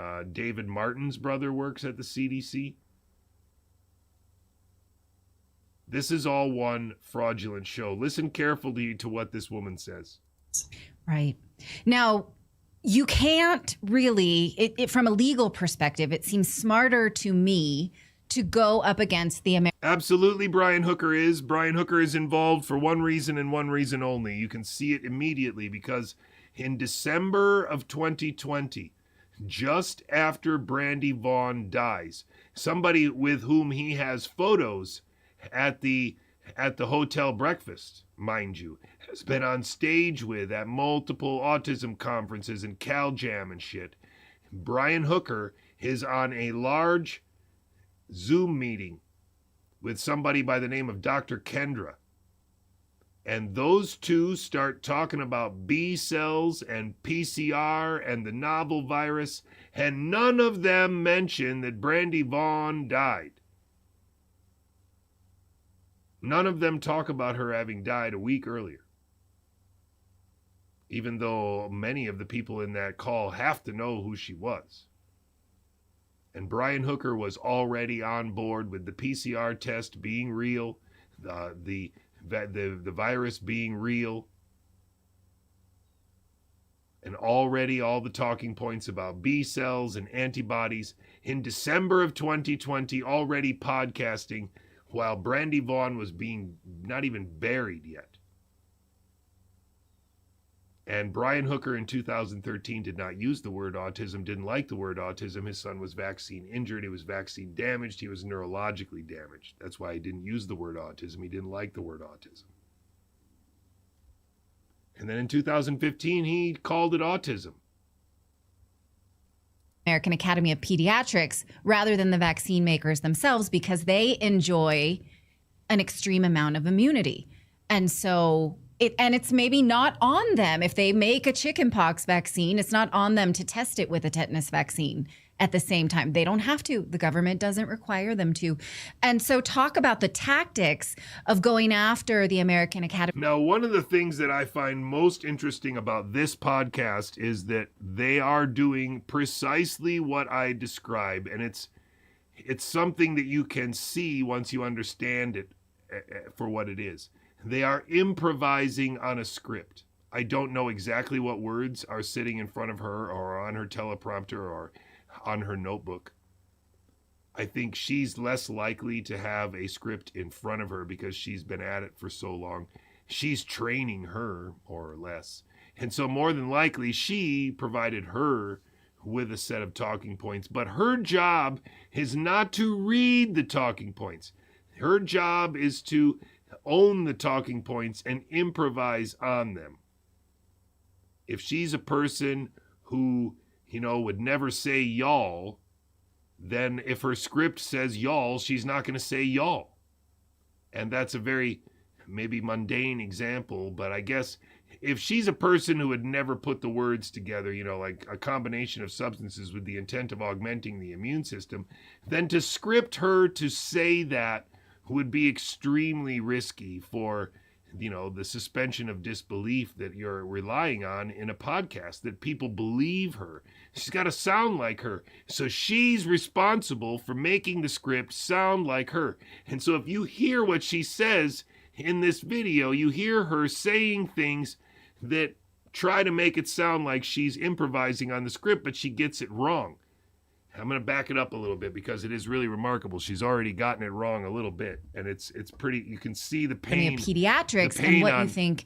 Well, what extreme amount of immune legal perspective? Children, their clients are pharmaceutical behemoths. You can see the pain on Mary's eyes. You can't really, from a legal perspective, it seems smarter to me to go up against the American Academy of Pediatrics rather than the vaccine makers themselves, because they enjoy an extreme amount of immunity. And so it's maybe not on them. So she thinks she's pretty clever by saying, now I think I get it. You guys are going after the Academy of Pediatrics because the vaccine manufacturers have no liability. It's no use to sue them. So you're going after the Academy of Pediatricians. Wow, you guys are clever. And that's not it's not really what Mary wants her to say, but it's pretty funny how she digs into it a little bit here. If they make a chickenpox vaccine, it's not on them to test it with a tetanus vaccine at the same time. They don't have to. The government doesn't require them to. A tetanus vaccine. So again, she's randomly saying a chickenpox vaccine. They don't have to test it with a tetanus vaccine. And she's like, oh, shut up. Please just shut up. It's beautiful.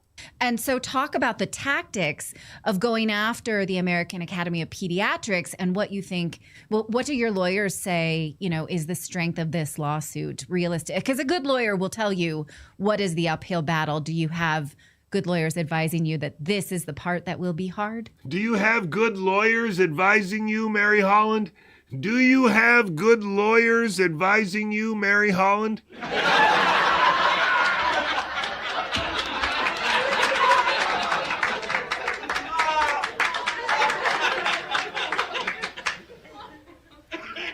Sure. And I am myself an attorney, and so have been very involved in looking at this. And the strength of this is that it's going after the AAP for fraud. They have been knowingly lying. That is very clear. There's very clear evidence that they... You know who's knowingly lying is this woman right here who promotes Andrew Wakefield as a real actor, a real agent, a free agent doing what he thinks is best, promoting Polly Tommy as somebody who's really acting as, a real whistleblower, promoting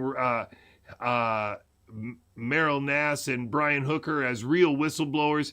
Those are the people who are actually lying. And it doesn't matter if they're only lying to a couple 100,000 Americans, because those couple 100,000 Americans actually believe in these people. And it's because these people are so good at pretending to believe in each other. And so we have to rescue these Americans that are still trapped in this. We have to rescue as many people as possible that are trapped in the illusion that podcasters aren't working together. They're just a spontaneous chorus of people that happens to harmonize really well about stuff.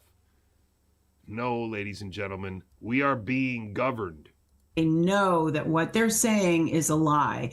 And we're not actually asking them to change the vaccines. We're just saying you have to tell people the truth. They set the standard. The AAP is saying to be a good pediatrician, you have to be a member of the AAP and you have to follow the AAP guidelines. It is very, very bad, ladies and gentlemen, when you finally realize that that's the reason why the True Origins of COVID-19 has a website, a White House website with Donald Trump on it.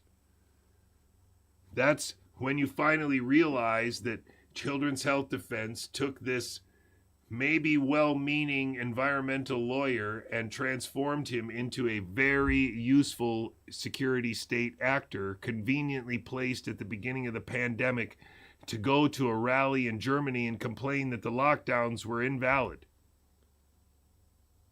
Intellectual dark web associate and originally Acorn Obama controversy guy James O'Keefe says this is a great book, but it's not a great book anymore because the main advisor listed as an expert in this book is Jonathan Couey, and Jonathan Couey says this book is a fraud because RNA cannot pandemic. Jonathan Couey says the anti-vax movement that is at least partially fronted by this man is a fraud because they should have said a long time ago that intramuscular injection of any combination of substances with the intent of augmenting a healthy human is ridiculous. But they haven't. Instead, the only person in their circle to have ever said it is dead. And now we have some English lady who has a Substack and an Amazon book to replace the Wuhan cover-up, and the Brownstone Institute is paying her, and she, like many other people, have blocked me on X, so that there's no way for me to wave the red flag that this person is a terrible person. And instead, people like Dr. Drew are promoting her in a dress, and she is this, intrepid reporter who's cracked the case.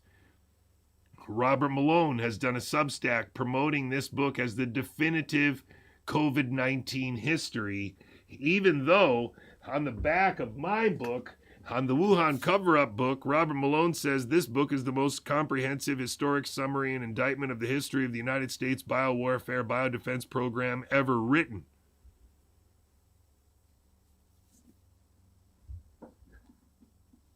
I would argue that neither of those is true, because Robert Malone said them. Here's how you can see it is done. You can't reply to their posts. You can't share their posts. You can't like their posts. You can't reply to their posts. That's how it works. An illusion of consensus gets created when any dissent can be erased. We are in 1984. We're already there. We've acquiesced to it. And the people that are trapped on social media right now are going deeper and deeper into this hole as they try to usefully use it, skillfully use it, I should say. I keep coming back to this slide because it's really important. It was a fake health freedom movement, and that is what I have to offer you, that way out. You can see your way out with these people. This is a joke. This is one of the guys in the intellectual dark web. This man is adjacent to them as well. That lady's adjacent to them. This guy is adjacent to them. It's all just ridiculous, this. None of these people has the requisite background to be offering an opinion on anything. So why would we get all five of them together to talk about something like Iran, or something like Donald Trump's motivations, or something like the mystery of the Charlie Kirk murder? Why? Because we are being governed by podcast actors. Because that is the intention. We are being governed by theater. Nothing we care about or argue about actually is even real, because none of these people are real. They're all playing characters on the virtual stage. That's why that guy down there, Sam Cedar, was on a radio program with this guy a while ago. They used to work together, just like the guy from the Rubin Report used to work with Hassan, the guy that now everybody's promoting and even got a New York Times article on him. Because they're all part of the same show. They're all part of the same network of actors that does a little shows. That's why she is connected to Weinstein and to Weiner and to the Clintons and to Bannon, and that she's preposterous.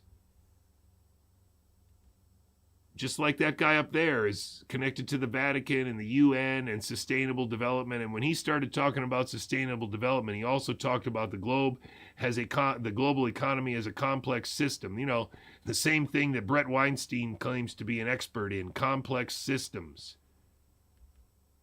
I could tell you about Russell Brand and how preposterous it is that for a little while some people took him seriously as somebody in the Maha movement. Come on. Now he's being revealed as a rapist.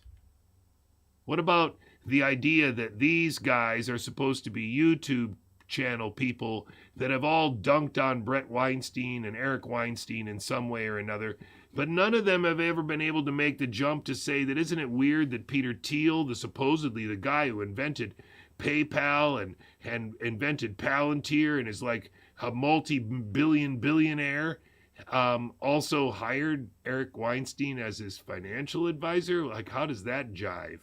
Nobody bothers to ask any questions. Nobody cares because apparently the only thing that's important is that Eric Weinstein is a fraud physicist and his theory has a ship in the bottle that he can't remember. And Brett Weinstein is a fake professor who got to speak in front of the Senate about being canceled, and the university that he taught at settled for $500,000 or something. It's very easy to see once you realize that you can circle any number of these people and you will see fraud. You will see fraud. You will see fraud. Remember, RNA cannot pandemic. Intramuscular injection is dumb. Transfection is a crime. Vaccine is a meaningless word. Population pyramids are real and podcasters are not. This is not a podcast. We have a message. We make progress. All of these people in this video believe Trump is an independent actor. All of these people believe that however incompetent or dumb, he is an independent actor, just like they believed in a novel virus that had a PCR as a diagnostic. All of these people in this video. Are you watching the video? Are you seeing it? There's one. That's a person in the video. That's a person in this video. This video took place in 2016 in the election time. I don't know if it was October or November. Social media programs are military network simulations, but these actors perform on stage. The way out is to realize all the preposterous things you have been led to believe are in fact preposterous. So, this video, all the actors in this video know what is scripted to happen. All the actual performances is an improvisation on the script, and that means that sometimes the things that are said are unexpected or even funny to the actors. Emotions are exaggerated exactly as a stage actor exaggerates for effect. The video is completely staged performance in front of live cameras. That's what makes it extra energy, extra great.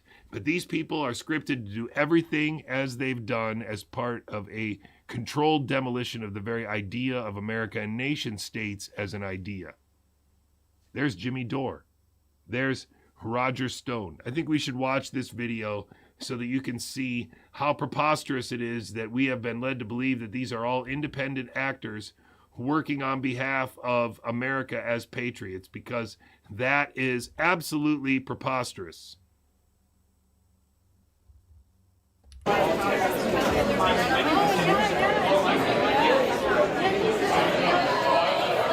All right, we're back on the Young Turks. Obviously, a little bit of commotion here as Alex Jones and a guy significantly worse than him entered the stage here. And they're live. Point them out. They're right here to the left. There's change. What changes in demographics is that he wins white males in such overwhelming numbers that it overcomes every other demographic advantage Hillary has. Come sit in your lap. Oh, Jesus Christ. Hey, Alex Jones, how you doing? Good to see you, man. You're looking sexy. All right. Hey, how's the revolution going? You guys starting the revolution? We are indeed, Alex. The revolution is afoot. Welcome to the Young Turks. You know what's wrong with America is not? I am going to restore American democracy along with progressives and conservatives in this country. All right. Well, I got to tell you, I am really, really proud to be here with you. It's good to meet you in person. I don't think How are you guys doing? We're doing okay. You like all our Hillary for President shirts everywhere? No, I kind of despise it. What shirts are they? I haven't seen any of them. You haven't seen? Oh my God! You didn't see me? I don't exist. If you didn't see me, I'm not. All right, guys. That's Jimmy Dore screaming at the top of his lungs, "Hey, Alex Jones." And that's Alex Jones biting down very hard. A lot. Very hard. That's a certain sign of a certain something. It ain't good. He's biting down very hard. A lot of times very hard. Okay. Here, look at this. I got a new shirt for you right here. It's rape. Oh, rape. And it's Bill Clinton. It's Bill Clinton that says rape. Oh God, hide that immediately. That's the big no that Roger Stone's banned. All right, you want to take my show over? I'll take your show over. Go ahead. Okay, you know what? Who does this kind of shirt? First of all, a sick guy. Second of all, Bill Clinton's not a rapist, folks. No, you know who's accused in court papers. Come on. You know who's accused in court papers of being a rapist? Donald J. Trump. Donald Trump, Roger Stone. You know that. It's in court papers. Oh yeah. And you're a sick dude, Roger Stone. Hey, I want to have a rant off with you right now. Why does Roger Stone have a wired mic on his? Why? He's yelling at him, but he's wired up. He just showed up here to crash their show, but he's wired up. That's interesting. All the time. You never get any chance to respond. Oh, yeah, I should give you a hatchet job. A job to respond. You're a sick man, Roger Stone. Roger, no, you're the world's biggest liar. Didn't you admit that you lied about Elliot Spitzer? Didn't you already admit that? You're not afraid of him, are you? You're not afraid of him. Get him in here. First of all, Alex, this ain't your fucking show. I know. Okay, and Roger, it certainly ain't your fucking show. Are you afraid to debate him? Okay, afraid? Are you kidding me? No.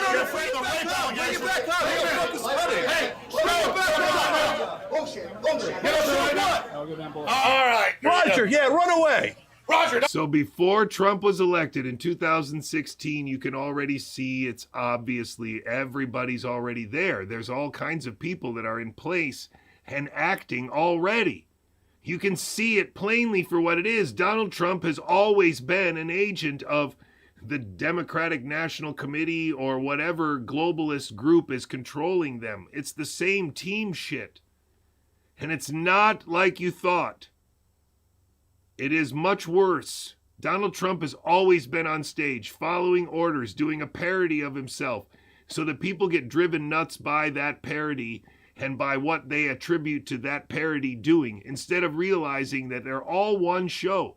Alex Jones and Donald Trump are the same thing. Don't go. He wants to debate you right now. I'm not going to debate this guy. You're a hatchet man. I don't know why anyone in the media takes you seriously. All you do is lie. You're known as the biggest liar in media. You're the biggest liar in media. There's nobody watching your show. Now listen carefully. Alex Jones will say, "Oh wow, you're really getting mad, aren't you?" So he's implying in the live mic that this guy, you shouldn't get so pissed. Remember, we're on stage. We're just acting. Remember, right? Don't get too mad. We gotta have a. All right. Well, first of all, he's actually mad. You're actually really upset.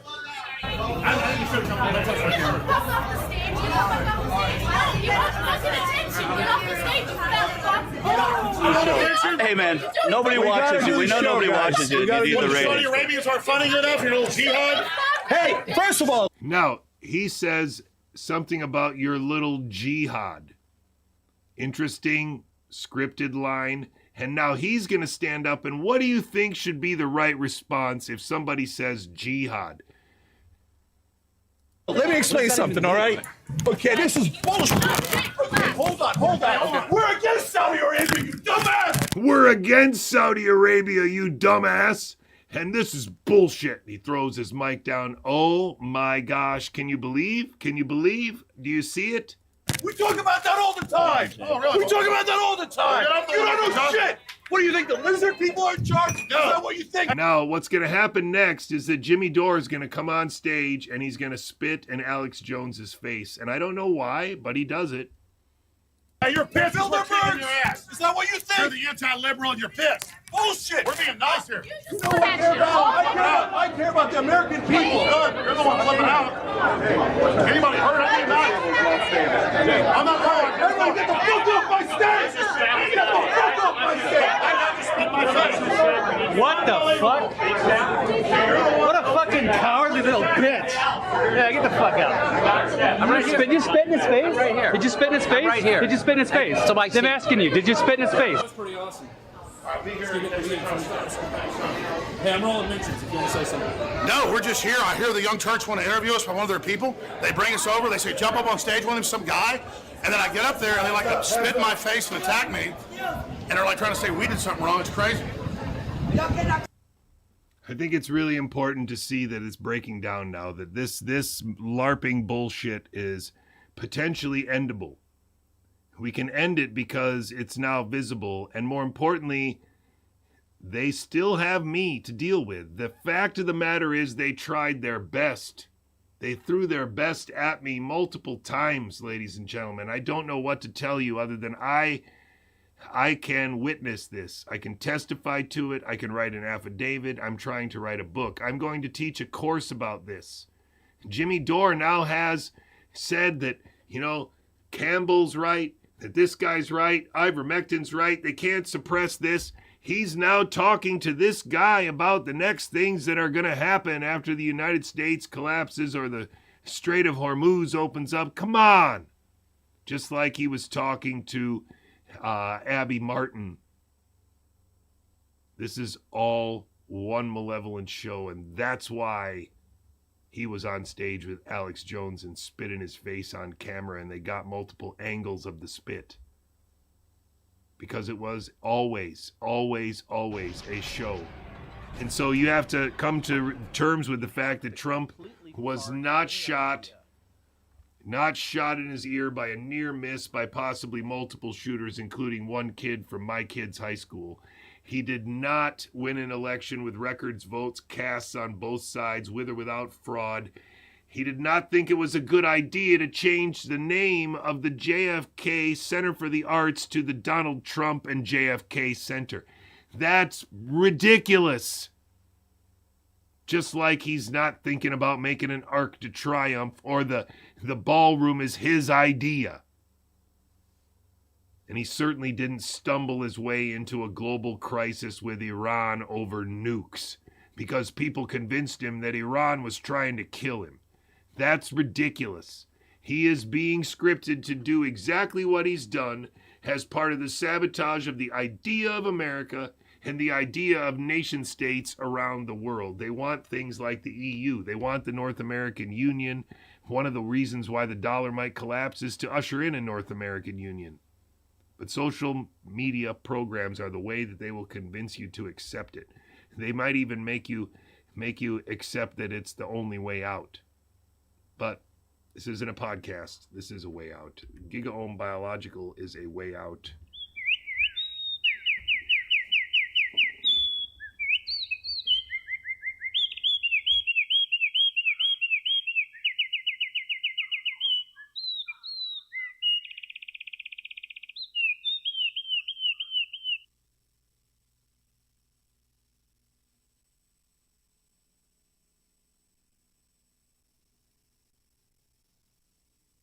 A lack of respect for what we don't know, which makes me very uncomfortable in science. And one of the reasons that I think that we should put a lot of doctors and scientists in prison as soon as we can is because they've really hurt us over the last, say, 6 years by not acknowledging what they don't know, overstating their own foresight about things that no human being can know. Like there's no respect for the limits of the human mind, okay?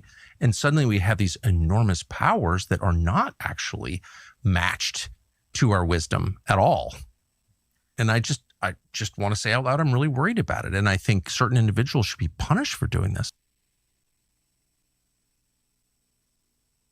And I love how people act, or some in the media in particular, act as if Bobby is doing this because it's fun, or because he just, he makes money from it, or he's can benefit from it. I mean, he's well into his 70s. Basically walking into the fire for over a decade. I mean, you know this. He's lost, by taking on this issue, he's lost every single. He's lost his family. He's lost family. He's lost political party. He's lost everything. everything basically. And he's done it because he believes it's the right thing to do. And as you might know, he says, he wakes up every morning, and when he prays, he always asks that God should guide him to help save children. And he felt that when he had this opportunity to be secretary, this was that fulfillment potentially. This was his chance to do that. You and I and everyone else who supported him, you wrote speeches for him, I campaigned for him. I mean, we're implicated in this for sure. Yes. It's not enough to say, well, I changed my mind, or like, oh, this is bad, I'm out. It's like, in very small ways, but in real ways, you and me and millions of people like us are the reason this is happening right now. Yes. So I do think it's like a moment to wrestle with our own consciences. We'll be tormented by it for a long time. I will be. And I want to say I'm sorry for misleading people. It was not intentional. That's all I'll say. But you can tell if someone's lying. You can sort of feel it in people. And I have lied. I'm sure I'll lie again. I don't want to lie. I don't think I'm a liar. I try not to be a liar. I don't want to be a liar. I think it's like really important not to be a liar.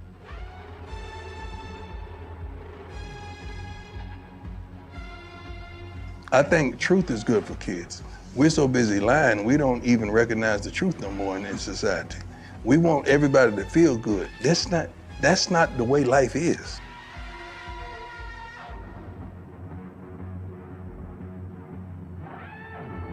I'm really happy you guys are here. This is a really great interview. I'm really excited to listen to it. Hopefully I haven't frustrated too many people with such an elaborate introduction, but I think this is 25 years of a national security exercise around an anti-vax movement, and it's coming to an interesting point in this history with the course that I will teach in August. Sweaty palms. This is so crazy. Like goosebumps. This is so crazy. I feel so nervous. You like, can what find in the world, man? You can find more information about that at my website, GigaohmBiological.com. There in the scroll, if you look at the top, there's a USA Bio 250 link. If you click on that link, it's not a very elaborate website yet, but the text does describe what I intend to do. There's also, if you scroll down, a link for the live attendance, as well as registering for the live link. I have the intention right now of the live link being private for, I don't know, 3 weeks after the event, so that if you purchased it, you'll be able to download it and have it, but I won't publish it for a couple weeks. Let's say, I don't know, at least a couple weeks or a week. I don't know. We'll see how everybody acts. I think most people are really just concerned that if they can't attend the live stream, will there be a link? And there definitely will be.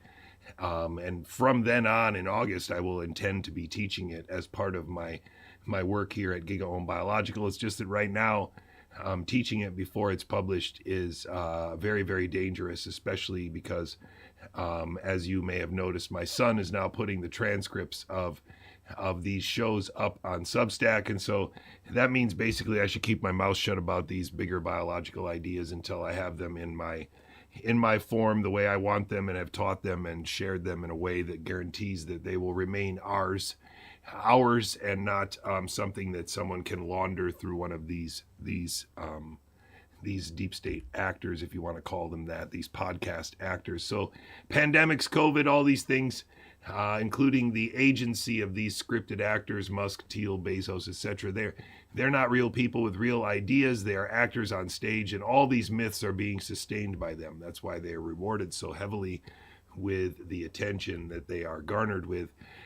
Here's Paula Aitken, mom of child number 4 on the Richie Allen show. I'm going to hit escape here, and I have it ready to go. You have to go to 35 minutes into the show before she is introduced, so hopefully you'll enjoy this as much as I did. during the lockdowns, didn't he? He was fantastic. The Richie Allen Show is live. It is live. I'm live right now, but the repeat is the show is archived wherever you happen to get your podcast, wherever you'll find it there, and it is repeated generally on the stream on the app too. Download the Richie Allen Show app wherever you happen to get your apps. Andrew Wakefield is a very important guy in either the vaccine skeptic or anti-vaccine movement, whichever way you prefer to phrase it. I interviewed him a couple of times over the years. I found him pretty genial, pretty cordial. I did ask him the tough questions. I'm not loutish in the way I present my programs. I give people a chance to answer. He published that study in The Lancet, which became infamous.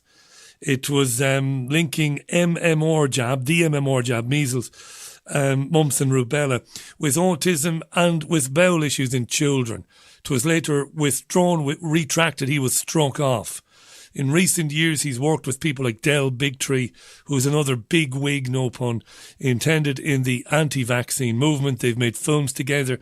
I think at one time or another he was with a supermodel, was he? Is he still?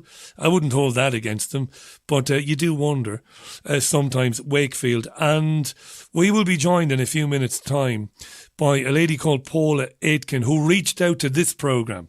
I didn't know about Paula, and quite rightly I didn't know about Paula, because people's medical data and the medical data of children is, it's top secret.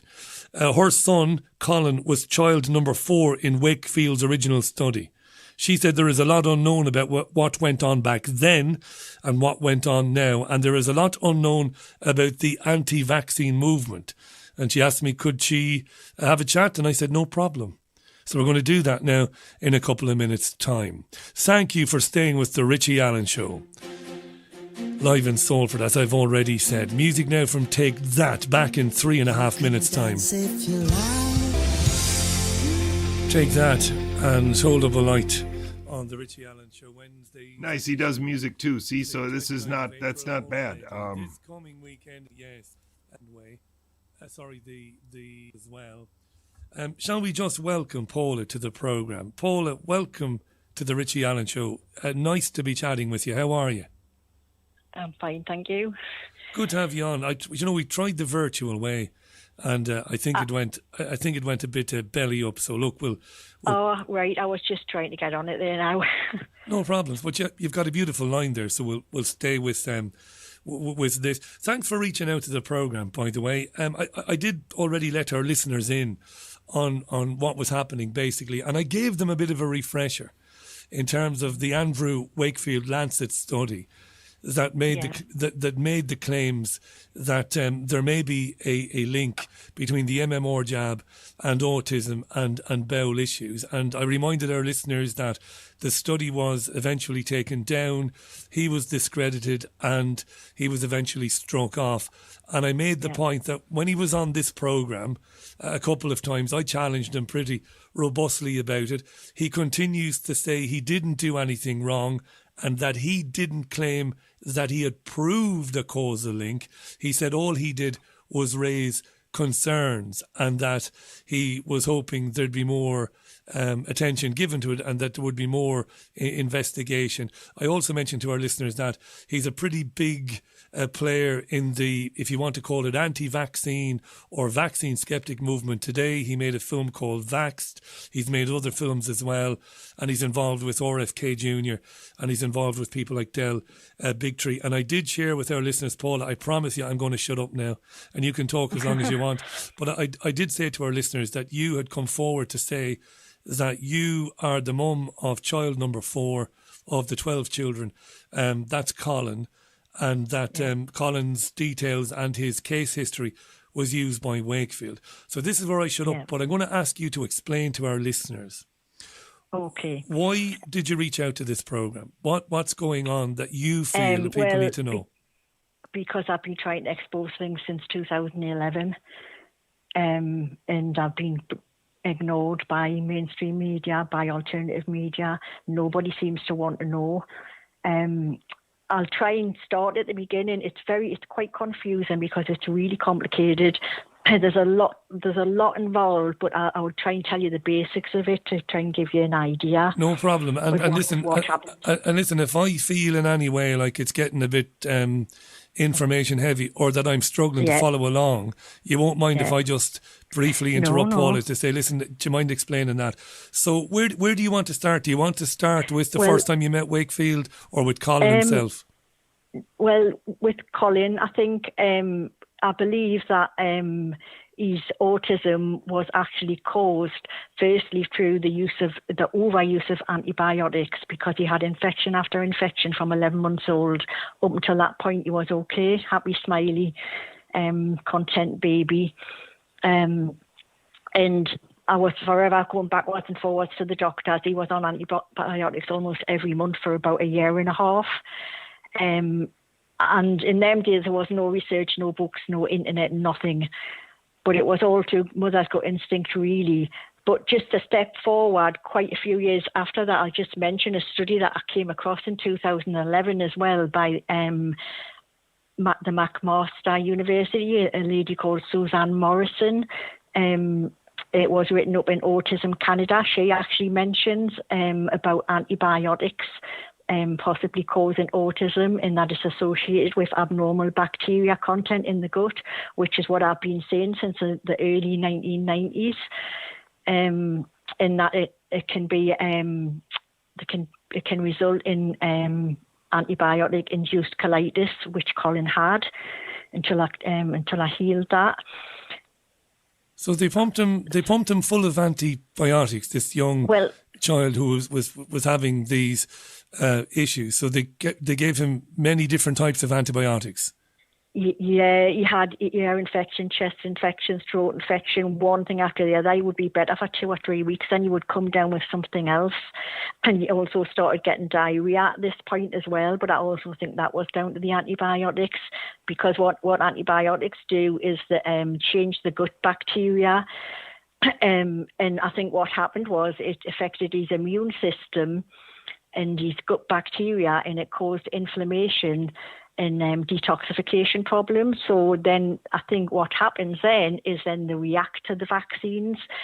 And there's not just antibiotics and medication like what my son had, one after the other. There's also antibiotics in lots of your food nowadays as well, you know, like the chickens and all the farm foods. So we're taking them all the time. So I believe that was the very start of it. And like I do believe then he was reacting to the vaccines because his gut was already compromised by this point. So what happened was when he did get the measles vaccination at 15 months, and he did slow down after that, but this was also just a few months after he was taking the antibiotics. So what happened was he developed what was called patchy development, which is basically he was developing so far, then he would just come to a standstill and he wouldn't really develop anymore, and then he would develop a bit more, but he was also regressing a little bit as well with some skills. So he had started talking, you know, like mom, dad, hello, bye, all the basic words. And then by 20 months, he had completely lost all of his speech.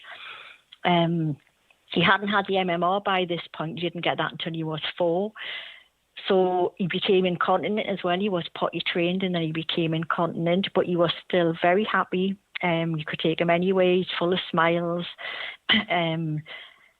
So then what happened when he was 4 years and 4 months, he had 6 vaccinations in one day. He had MMR, diphtheria, tetanus and polio, and I don't know why he was ever sent for them, but he was.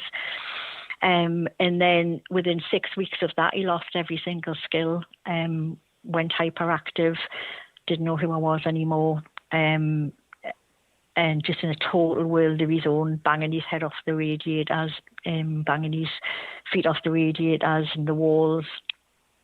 Didn't sleep anymore. He was up all night. I used to get about 2 hours sleep a night, 3 hours if I was lucky. Jesus, Paul.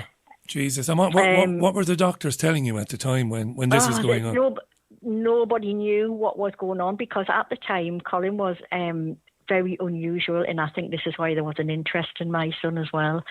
He was a very unusual case. In that, I mean, you're talking he's 39 now, and you're talking like this is when he was 2 years old initially, then 4 years old when he got the other vaccinations, and he was seeing all different kinds of professionals.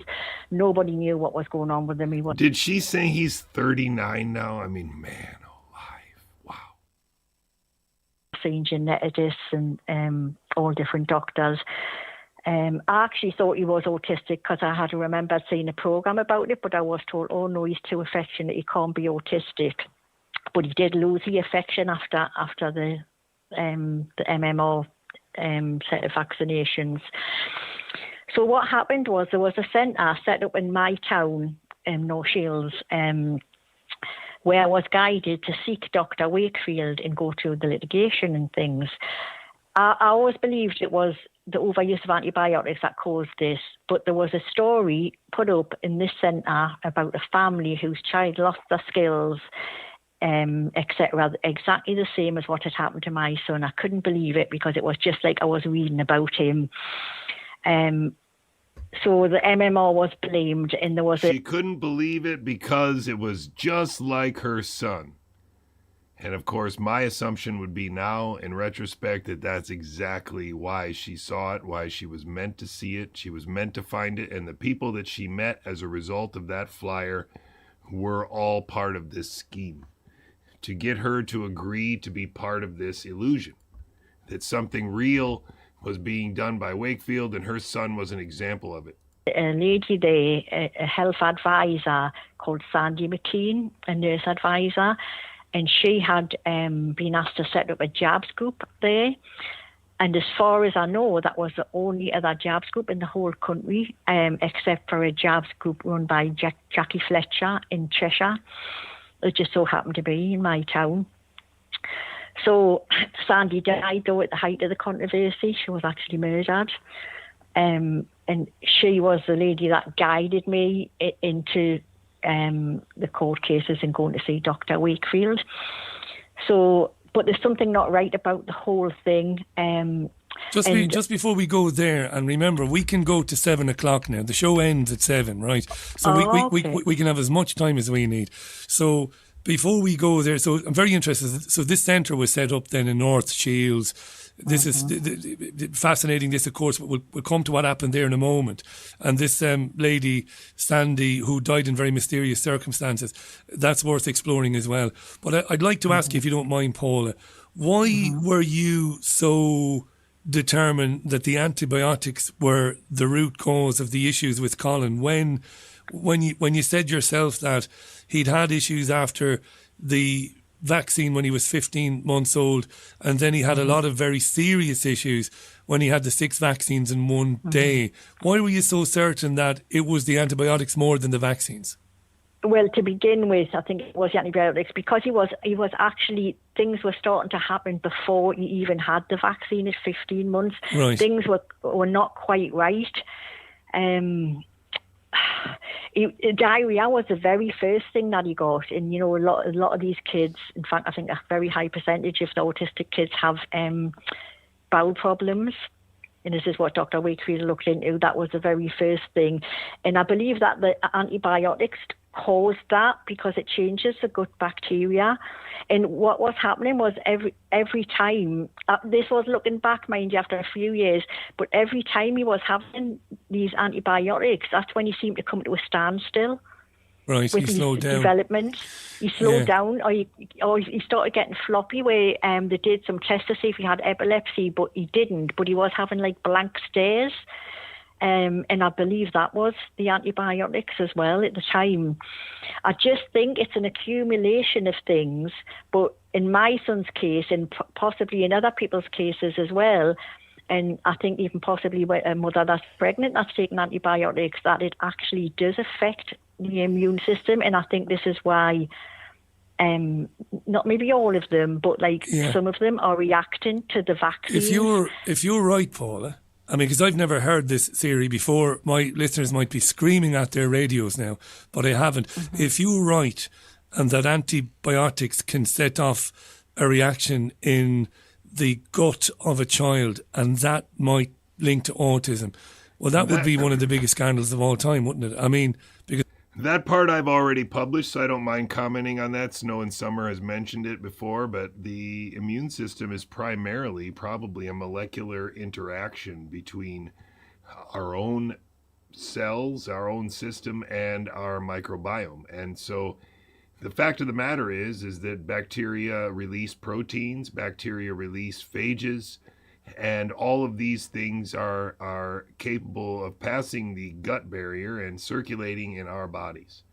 And so it is most likely that our immune system's primary function is to mitigate the, symbiotic relationship between our microbiome and the rest of our body, because where this interaction between decomposition and composition occurs in our gut, that's a very special thing. We carry around a compost heap in our gut, and we regulate it in such a way that we can use it to derive nutrients from things that we put in our mouth.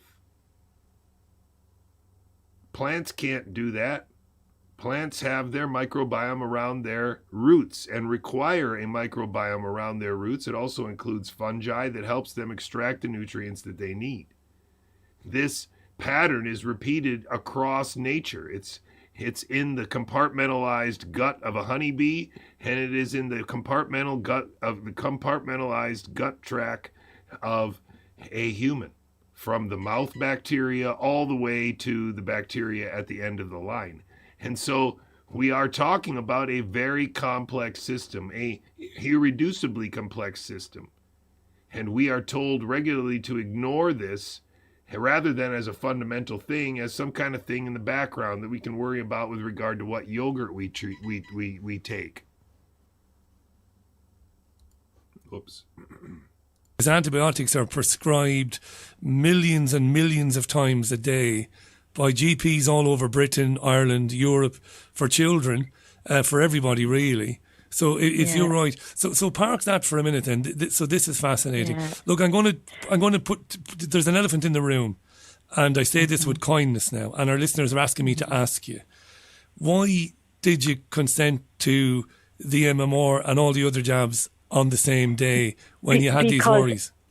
Well, if you're talking 39 years ago, you did it, your GP told you, you believed in the professionals, and the card just came through the door, and I just went and got the vaccines. I don't even think I really kind of realised what I was going for. I just went to get my son's... Paul Offit says that you can get 10,000 vaccines on one day. That's how safe they are. The people on the Peter Hotez, Tony Fauci, Vaccine Safety Center, whatever, these people think that vaccines are completely safe. They're like a sugar pill.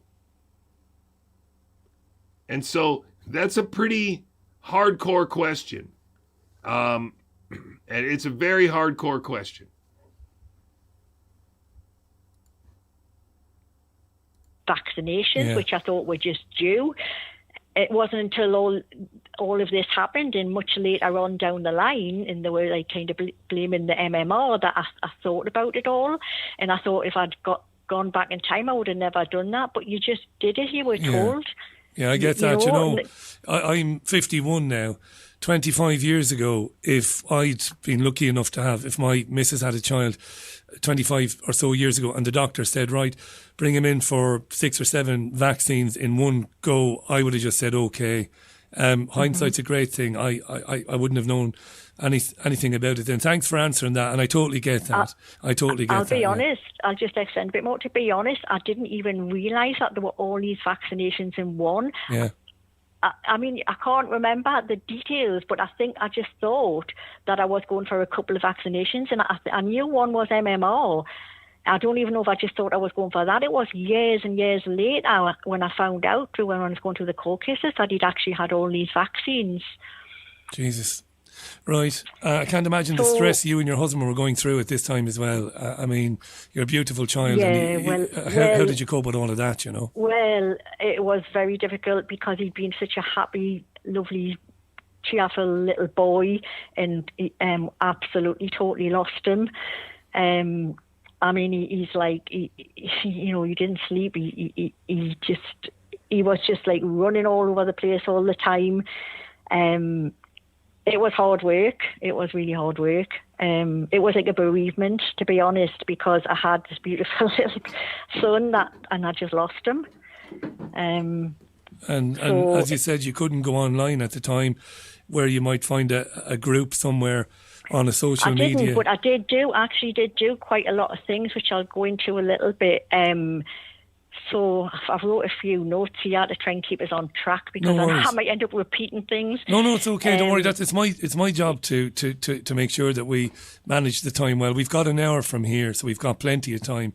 While you're looking at the notes, we maybe we should go back then to where we left it, where we talk about. So the centre arrives in North Shields, and you go there, and you're encouraged to meet up with Dr. Wakefield, because he's doing this study along with two other people. Do you want to take it from there again?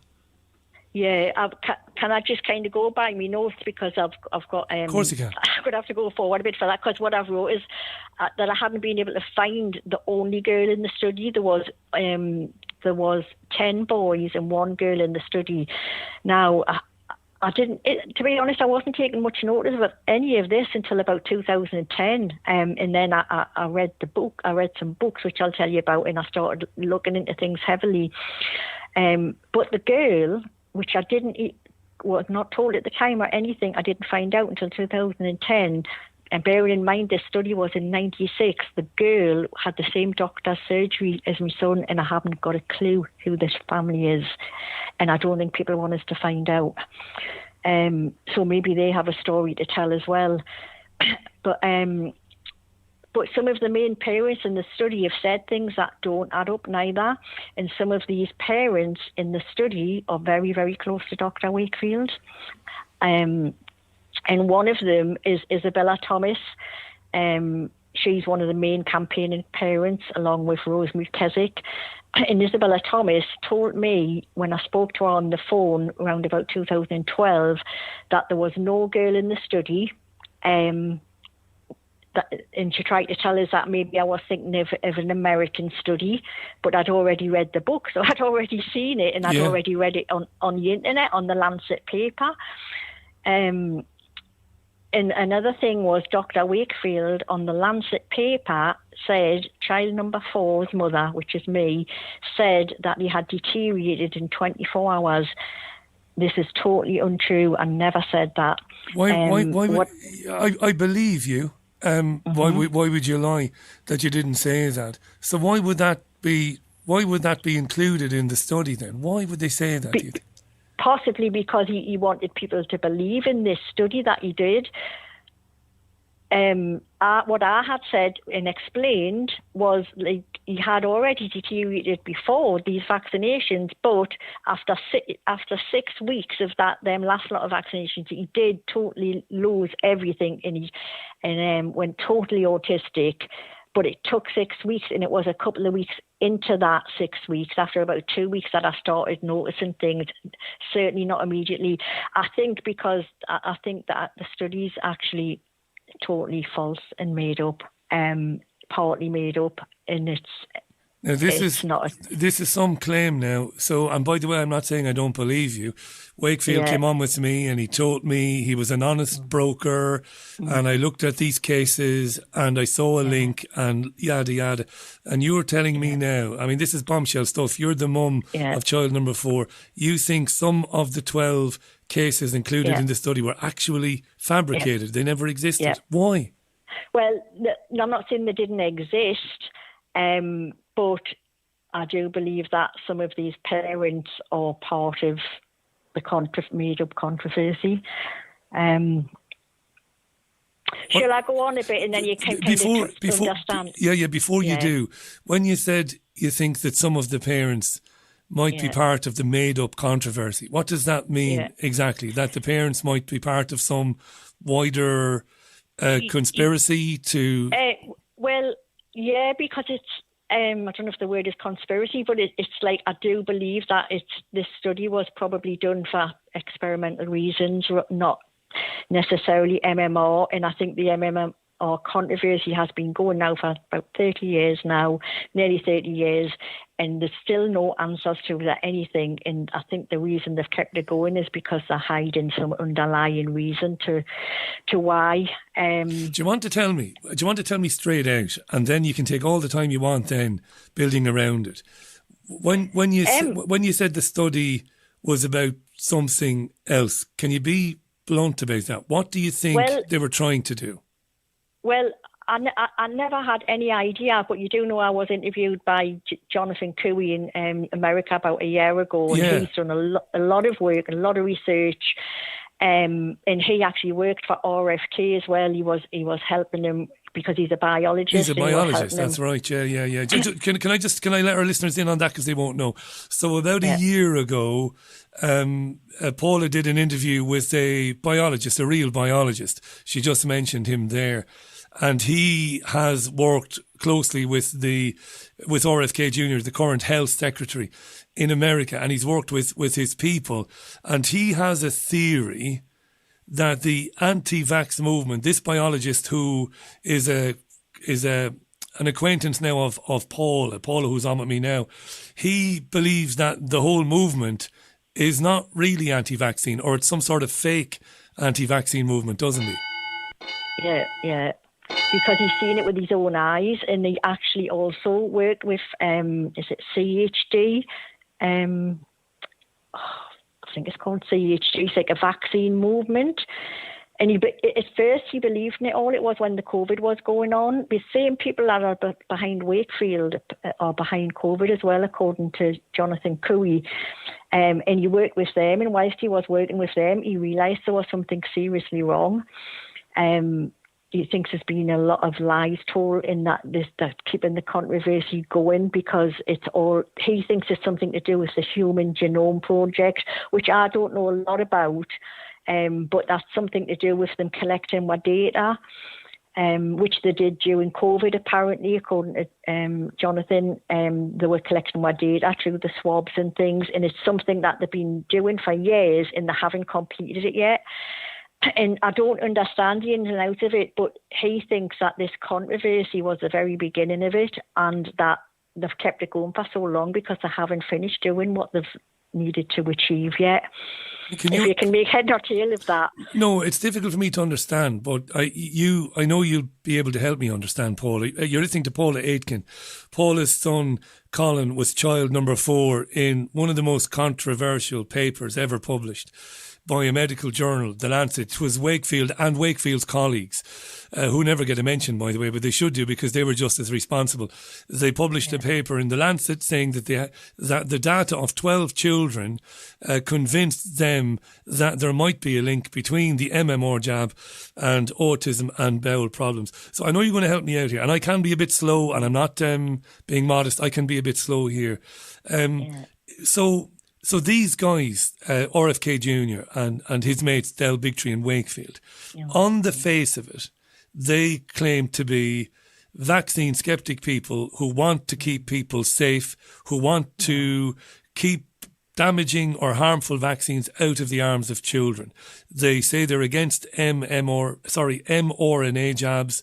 They're against that technology, and they want, they want to hold big pharma's feet to the fire.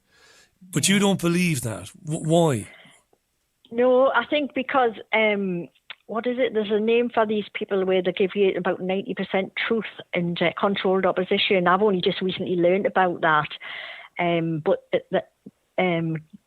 Jonathan seems to think that the controlled opposition, I believe that now as well, whereas that they win the public over, they win the families and the mothers over, get them on their side with what they say, but apparently all down to ulterior motives of what they really want to do, which is something to do with the Human Genome Program, from what I understand now. Right. So here's the thing. So these guys, they're supposedly hated by the medical fraternity, because the medical fraternity says that vaccine uptake is on the slide. It's going down because these guys are conspiracy theorists and they're anti-vaxxers.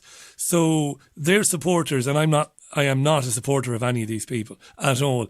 Their supporters say they're saving lives because they're warning about the dangers of vaccines, and people are more skeptical now than ever before. So we'll park that. That's what people think.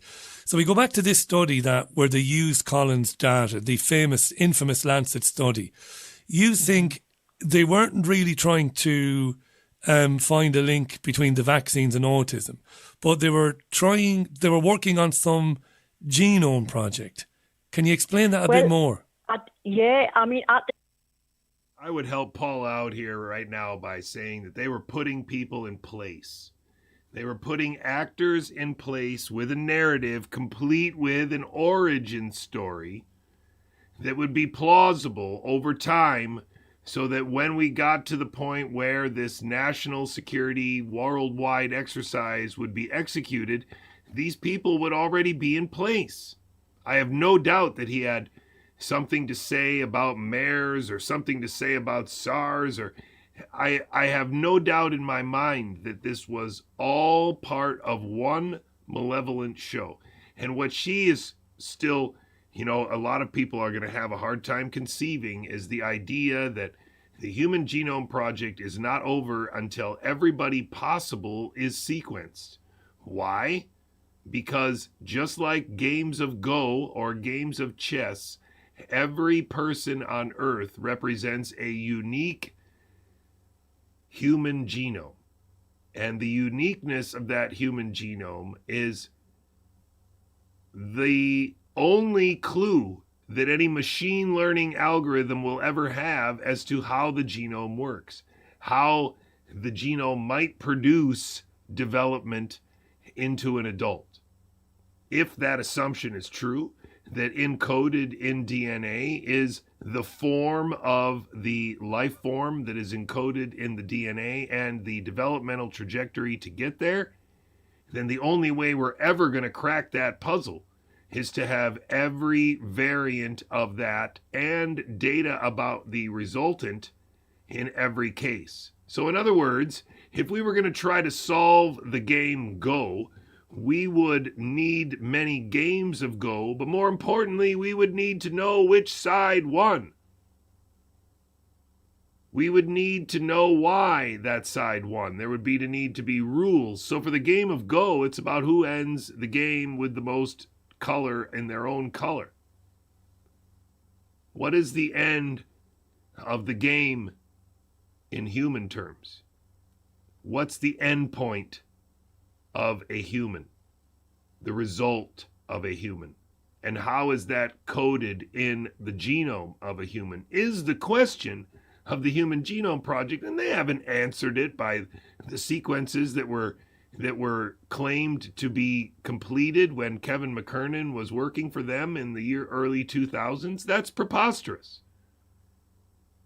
What that was a basic proof of principle that some basic map and estimation could be made about the size of the task, which Joshua Lederberg himself described as a task that was so big that it might bankrupt all the governments on Earth, even if there is a hidden hand full of lucre. Let's see how Paula hits this one. At the time, I believed every word he said. I thought he was the first person that ever listened to it. I totally believed in him until I started questioning things around about 2010, because up until that point I hadn't really even took much notice of what was going on in the news or the newspapers or anything, until I started, because I was going to write a book. I've always been going to write a book about Colin. I still haven't done it. I've started it a few times, and then I'm pushing forward a bit here, but then I started looking up stuff on the internet, and I started looking up all about the Lancet study, about not just Dr. Wakefield, about them all, how to write a book, about all the parents, a lot of stuff, and I started getting a lot of problems with my computer at that time as well, as I did when I looked this study up about the antibiotics. My computer was being hacked. I don't want to go into it too much, but I was very scared. I've lost track of what I was going to say there. Could you just remember the question? Because I asked you about how it could be that they were not really looking into a link between the MMR and autism, but they were actually doing some study on the human genome. Can you explain that to me? Because how would they do that just by taking the data from Colin and you and the other 11 families. How would that kind of tie into human genome work? Yeah, well, I don't know exactly because I don't fully understand it, but he didn't just, there wasn't just those 11 children, you know. After that, there was other children, and there was children in America that it went into the hundreds that he did all of this research on. That was just the study that was published, as far as I understand. Let me be sure that I'm clear in case Paula happens to watch this. I'm not criticizing her response here at all, and her, you know, inability to give an elevator pitch about why COVID is about the Human Genome Project and why autism would be about the Human Genome Project. But I think an easier way to do that would be to show you that they put actors in place that were going to tell you that the environmental and genetic causes of autism are very complex. And so it's going to take a lot of genomes and a lot of research into the kids that are vulnerable to the vaccines, that can't detox, that have the MFMR gene or whatever it is, story that he tells. So they put people in place to say that autism spectrum disorder is a complex, you know, problem with environmental and genetic causes that makes the perfect excuse to screen every kid but not have any solution to the problem. And the number of books like this is extraordinary. This guy is a total fraud, a complete and total fraud. James Lyons Weiler, promoted by all of these people to this day, including Robert F. Kennedy Jr. More children overseas. Yeah. He did go on to go to America, which I've got in my notes I was going to talk about as well. So I don't fully understand it. I just know this is not right in some things that have happened. And so she doesn't understand it. She knows that things are not right.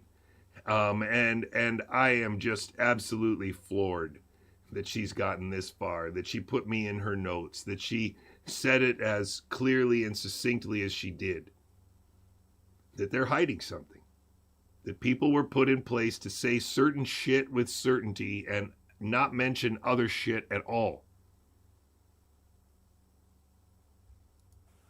Maybe you'll get a better understanding as I go on a bit.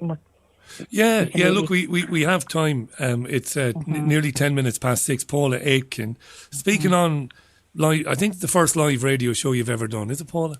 Is it the first time you've done something like this? Yeah. And you went to the mainstream media and you went to alternative media types to tell them that you felt there was something a bit more to what Wakefield was actually doing at the time, and his colleagues, and they didn't want to know, which I'm amazed by because of who you are and because of Colin. And I'm also fascinated by how big these guys grow, how they're allowed to grow, how the algorithms seem to promote them. RFK Jr. ends up working for the Trump administration. That doesn't make a lot of sense to me. And controlled opposition, I'm always interested in the concept as to, is there controlled opposition? Are these people not really working to raise awareness about vaccines? And if they're not, what are they doing? And that's kind of where we are, where we're up to now. So can I tell you a little bit about the hospital visit and things? Do by all means, yeah. Well, what happened when he was 6? By this time, he was 4 and 4 months when he got that last 6 lots of vaccinations, and it was 2 years of pure hell. And then through mother's gut instinct, I put him on a homemade diet. I just knew that he was reacting to certain foods. I mean, a typical one, which I know a lot of hyperactive kids get, but when he got sweets on a Sunday from my mum, he didn't just not sleep for 2 hours, he never slept at all. So that made us think, is food affecting him? So what I did was, again, there's not a lot of research around at all. I put him on a homemade diet, and I put him on some supplements to help candida, which is thrush of the bowel caused by the overuse of antibiotics. Yeah. So I put him on what's called acidophilus, and I put him on probiotics. So there was nothing to help you, so I just kind of did it. I didn't really know what I was doing, but I healed his chronic bowel problems in pain. He was in severe pain within a year with a few setbacks, when there was a dietitian from the National Health Service wanting to come in, introduce this, introduce that, and every time we were introducing these foods, he was not sleeping again or whatever. So what happened, the first week was hell because all the toxins were coming out of his body, and I nearly gave up. On the 7th night, he slept all night for the first time in about 3 years or so. And then he slept ever since. And the pain went, and the bowel problems were gone with it. There was this show that I saw, I believe, while we were living in Norway. And it was a show on the BBC. And the show was Irish. And these Irish people went to some island or some retreat. I don't know if it was on an island, to be sure. Where they would only drink like basic soup broth for like 6 days. That's all they drank. And they did one other thing which I found very interesting in terms of the show, was that they all had to do a coffee enema every morning. And they did it over a strainer so that they would see what would come out of their lower bowel. And this show was crazy because these people came on this show with like severe acne and chronic sweating problems and, just really metabolically pretty off kilter. And after those 6 days, and then a little more time, with regular food or food provided, a lot of these people reported instant changes in their eczema or whatever. And so what she's describing here is definitely not unusual. In fact, it might be the thing that part of the thing that they try to cover up. And again, Maha and the food thing that they're doing in America, it's just a joke. It's Fruit Loops and stuff. Come on. Yeah, and they were very, very severe. He was having diarrhea. That's fantastic. 10, 12 times a day. Can you just repeat that? So you treated him for, you gave him an antifungal medicine and a probiotic, the Candida thing, yeah. You get the thrush because of the antibiotics, and this brought about a fantastic change in him, and he was able to sleep then, and he was pain free, and that was just basically you doing your own research on the fly, Paula. Really, I didn't even really do any research because there wasn't on then. There wasn't any. I just got instinct. I'll tell you what I had read about. Now, what was it? It was probiotics. No, I think I had just read about antibiotics, and I can't remember the details, to be honest. But I just did it, and it worked. So he's physically very healthy. But it was 4 years later that he went to see Dr. Wakefield after he got better. So he was in the Royal 3 for a week. The tests were very, very invasive. He collapsed a few times after the procedure to get the biopsies, literally collapsed in the corridors when I was on the corridors on my own. And he just collapsed, something he'd never done before. He didn't get a lumbar puncture that they were going to do because he was so ill from all the things that they were trying to do to him. So I was there a week, and they sent us home in a taxi 400 miles away, £400, like London, from North Shields, because they didn't need us anymore, basically, because he couldn't have the lumbar puncture. So Wakefield's team carried out this battery of invasive tests on Colin, and then they put you and him into a taxi back to the northeast. Yeah. Did they pay for it? Yeah. And was that the last you ever heard from him? No. I had quite a few conversations with him over the coming months after that. So what happened was I was talking to putting on now, but bearing in mind he had no diarrhea apart from one bout, which I was actually about 4 months before he went to see Wakefield. I had him on a cod liver oil tablet, but I didn't realise he was actually reacting to this cod liver oil. And I did mention it to Wakefield, but then I told him when I went, it was gone. I realised what it was, stopped it, and it was gone. He had no diarrhea when he went. So this is another question to be asked. Colin was actually physically very well at the point he went to see him. I went to see him because I was told by Jabs that if I go to see Dr. Wakefield, that there's a test they can do and it'll tell us whether MMR caused these problems or not. So I was a desperate parent wanting to know. Well, that was a lie, wasn't it? To my son. That was a barefaced lie to tell you that we've got a test, a simple test or a test that will let you know. That was a barefaced lie. Listen, yeah, but I believed it. It's nice that he says that that's a lie, right? This guy's pretty sharp. If he interviews me, I think we'll make a lot of progress. And I understand, because they're doctors and they smile and they have the degrees on the walls and we want to believe them. You're listening to Paula Aitken. Paula thinks, I mean, if she's right, and I don't know that she is right, and it's not for me to say she's right, and it's not for me to endorse Paula, so I'm not endorsing Paula, but this is what we do on this show. We listen to people. She's the mum of Colin. The most infamous medical study in history. It really is, the MMR Wakefield Lancet study. And Paula seems to be saying that she doesn't believe that Wakefield and his team were in fact looking for a link between the MMR jab and autism. She thinks they were doing some other, maybe covert type research on the human genome. So let me ask you this before you can go in any direction you want then, Paula. Is it your belief that... So that's the main thing we would need to correct here, that we think that, and she will understand it better like this, that actors were being put in place with a narrative that was harmless. A narrative that had all kinds of twists and turns, like advocating for a separate M and a separate M and a separate R shot, or complaining that Merck stopped making the simple measles shot now, or moving to America and starting all over again with CHD and ICANN. So it's a mistake he's making. It's not his fault, I hope. But we'll definitely do this. Wakefield and his team were on the lookout for special cases of children so that they could do these exploratory tests on them. Were they looking for specific cases with specific symptoms? Is that what you think? In my son's case, I think so. I can't speak for other people, obviously, but my son was very, very unusual at the time. You know, I mean, in my area, there was one other child similar to Colin. I knew nobody like my son, you know, because you would go out on the street and you would be like, because he's got sensory issues, so he doesn't like loud noises or anything, and he would have a massive tantrum in the middle of the street if a bus went past or a motorbike went past. I knew no other child, and most professionals didn't either. They'd never come across people like Colin. That's why there was no answers, really.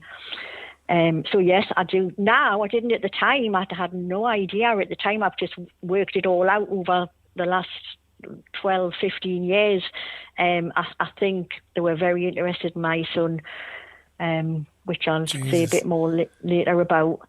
And I think I don't know what happened there.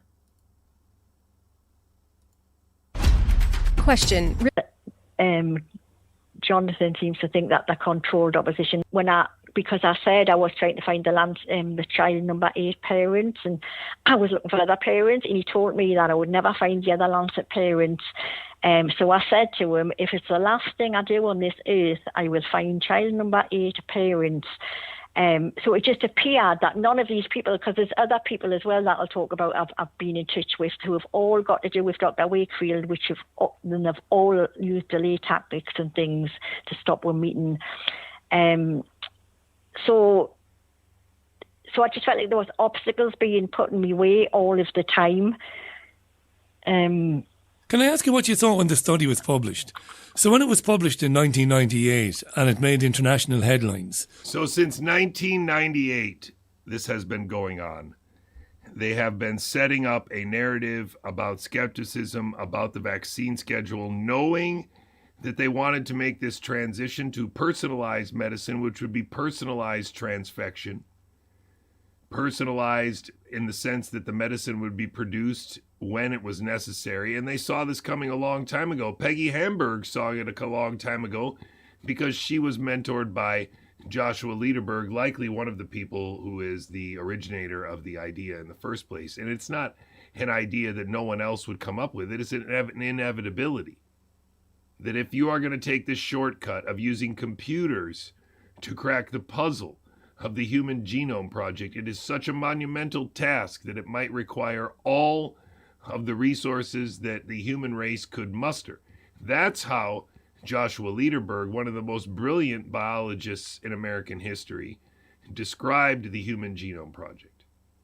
And so it is without any doubt in my mind that the Human Genome Project is ongoing, and that a lot of the AI resources that are being built expressly for that purpose, at least in the sense of trying to do first pass attempts at orchestrating such a large data set being fed into such a required to be large machine learning algorithm. These kinds of things it's all just brute force.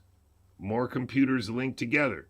That's all they're doing, with the intention of solving a problem much bigger than the game Go. I think I'm going to leave it there. I put the link in the chat. I'm getting pretty tired, and I can't seem to get any word from upstairs about getting any sugar down here, so I'm going to pass out soon. Thank you very much for being here. Thank you for hanging out. I will put on one tune, and then we will head out. Let me see if I can find it. That's the one thing that's sometimes the trouble. Thanks for being here, guys. See you again soon. Maybe tomorrow. I think it's possible. I have a show already to go. I just need to get a few more things in. It's been a lot of work, a lot of things happening. I've been working on this book an awful lot, and this book just came in, and I've been tearing it up. Sorry, I have a blue screen on right now. So, Emerging Infections, written by Shope and Lederberg. Good book, very interesting. I hope you enjoyed the show. Thanks for being here. I'll be watching the chat while the music is going on. Thanks. The sheriff disappeared. He drove in a doomed Corvette. Helen was in the passenger seat, eating melon and spitting out the seeds, feeling happy to be alone, but still turning a saxophone as cold as stone, kinda like ooh, ooh, ooh. Ooh, ooh, ooh. She said this is what the apocalypse will look like. Tornado with human eyes, poison bird baths and torrents of chemical rain, like the heads of state hyperventilating in clouds of methane. Sundown on the human heart.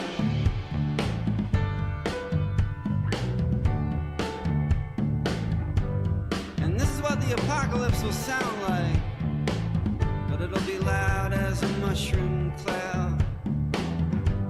It'll sound like Final Jeopardy, but somehow be ghostly like a glockenspiel, like the testing of bombs or the tapping of stiletto heels. It'll sound like jazz, jazz, jazz, jazz, jazz on the Autobahn. It'll sound like jazz, jazz, jazz, jazz, jazz on the Autobahn. The sheriff disagreed. He tried to make a distinction between death and extinction. They stopped off at a place called Hamburger Heaven to grab a bite to eat, but Helen had no appetite. She just drank a 7-Up while the sheriff tapped his coffee cup to a distant beat, kinda like ooh, ooh, ooh. Ooh, ooh, ooh. It won't look like those old frescoes, man, I don't think so. There'll be no angels with swords, man, I don't think so. No jubilant beings in the sky above, man, I don't think so. And it won't look like those old movies neither. There'll be no drag racing over the bombed out streets neither. No shareholders will be orbiting the earth, man, neither. It'll be hard to recognize each other through our oxygen masks. The successful sons of businessmen will set their desks on fire while 5-star generals of the free world weep in the oil-choked tide. It won't sound like jazz, jazz, jazz, jazz, jazz on the Autobahn. It won't sound like jazz, jazz, jazz, jazz, jazz on the Autobahn. They agreed to disagree. in a doomed Corvette. The sheriff couldn't recall feeling this way his entire life as he drove through the principalities of unreality on the run with somebody else's wife, the heiress of Texas oil.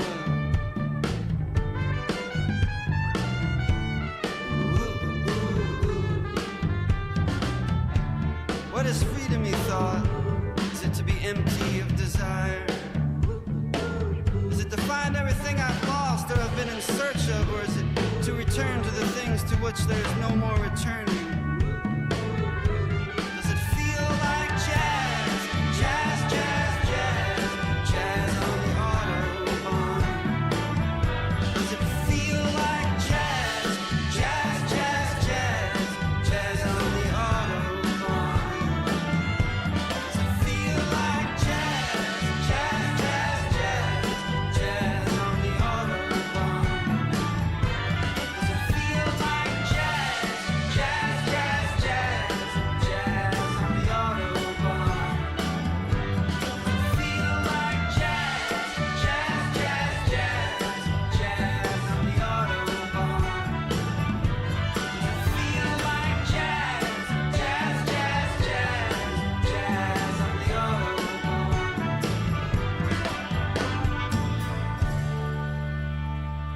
Thank you for being here, everybody. Sorry to hear about that, Tony. That's a heartbreaking story. So many of them in America today. I love you all very much. Thank you for your patience. We will be back to almost full schedule and full speed very, very, very soon. If not next week already on Monday, we will be back up to full speed. Again, I just want to assure you the most important thing right now is the August event and making sure that I do not drop that ball. So the best way to get that done is to be done with it already. And then once we're done with it, we can crush. And so thanks for being here. Thanks for your patience. I will see you again very soon.